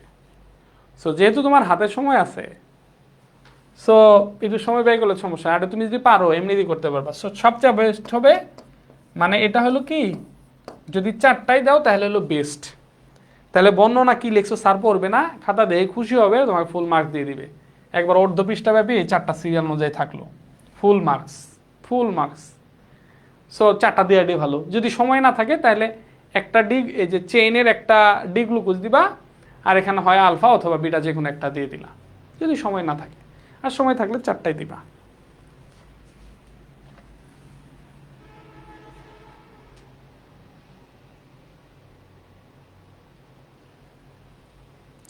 ওকে ওকে ওকে, তাহলে আই থিঙ্ক তাহলে আজকে লেকচারটা আমরা এই পর্যন্তই রাখি। পরবর্তী লেকচারটা আমরা আবার এখান থেকে শুরু করবো ইনশাল্লাহ।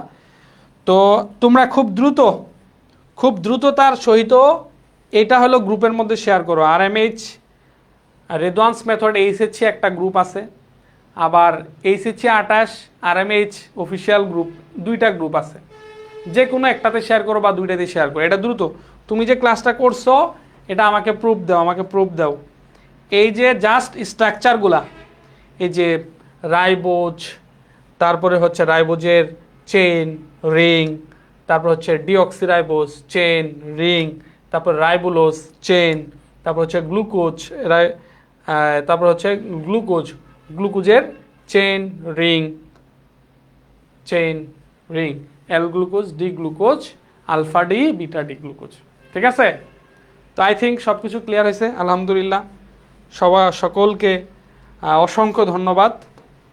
আই থিঙ্ক যেভাবে পড়াইছি কোনো ধরনের কোশ্চেন থাকার কথা না। সবাইকে অসংখ্য ধন্যবাদ। আর সর্বোপরি যেটা বলবো, যেহেতু বায়োলজি জার্নিটা নতুন করে শুরু করছো, এই প্রথম আমরা একটা অধ্যায় ভালোভাবে পড়তেছি, লাইভ ক্লাস করতেছি। সো ক্লাসের নোটগুলা ক্লাসে করার চেষ্টা করবা, বেশি বেশি নোটগুলো আমাদের গ্রুপে শেয়ার করার চেষ্টা করবা। আর যেহেতু আমার কোর্সে পড়বা, আমার কাছে পড়বা, সো আমি তোমাকে সবচেয়ে যেটা তোমার জন্য ভালো হবে সেই সাজেস্ট করব। এই সহজ বায়োলজি বই সংগ্রহ করবা, সবই পরীক্ষার মধ্যে মামার বাড়ির মর মতো সাজায় দেওয়া আছে, শুধু গিলবা আর পরীক্ষার মধ্যে উগলায় দিবা। আজকে এ পর্যন্ত, আল্লাহ হাফেজ, আসসালামু আলাইকুম।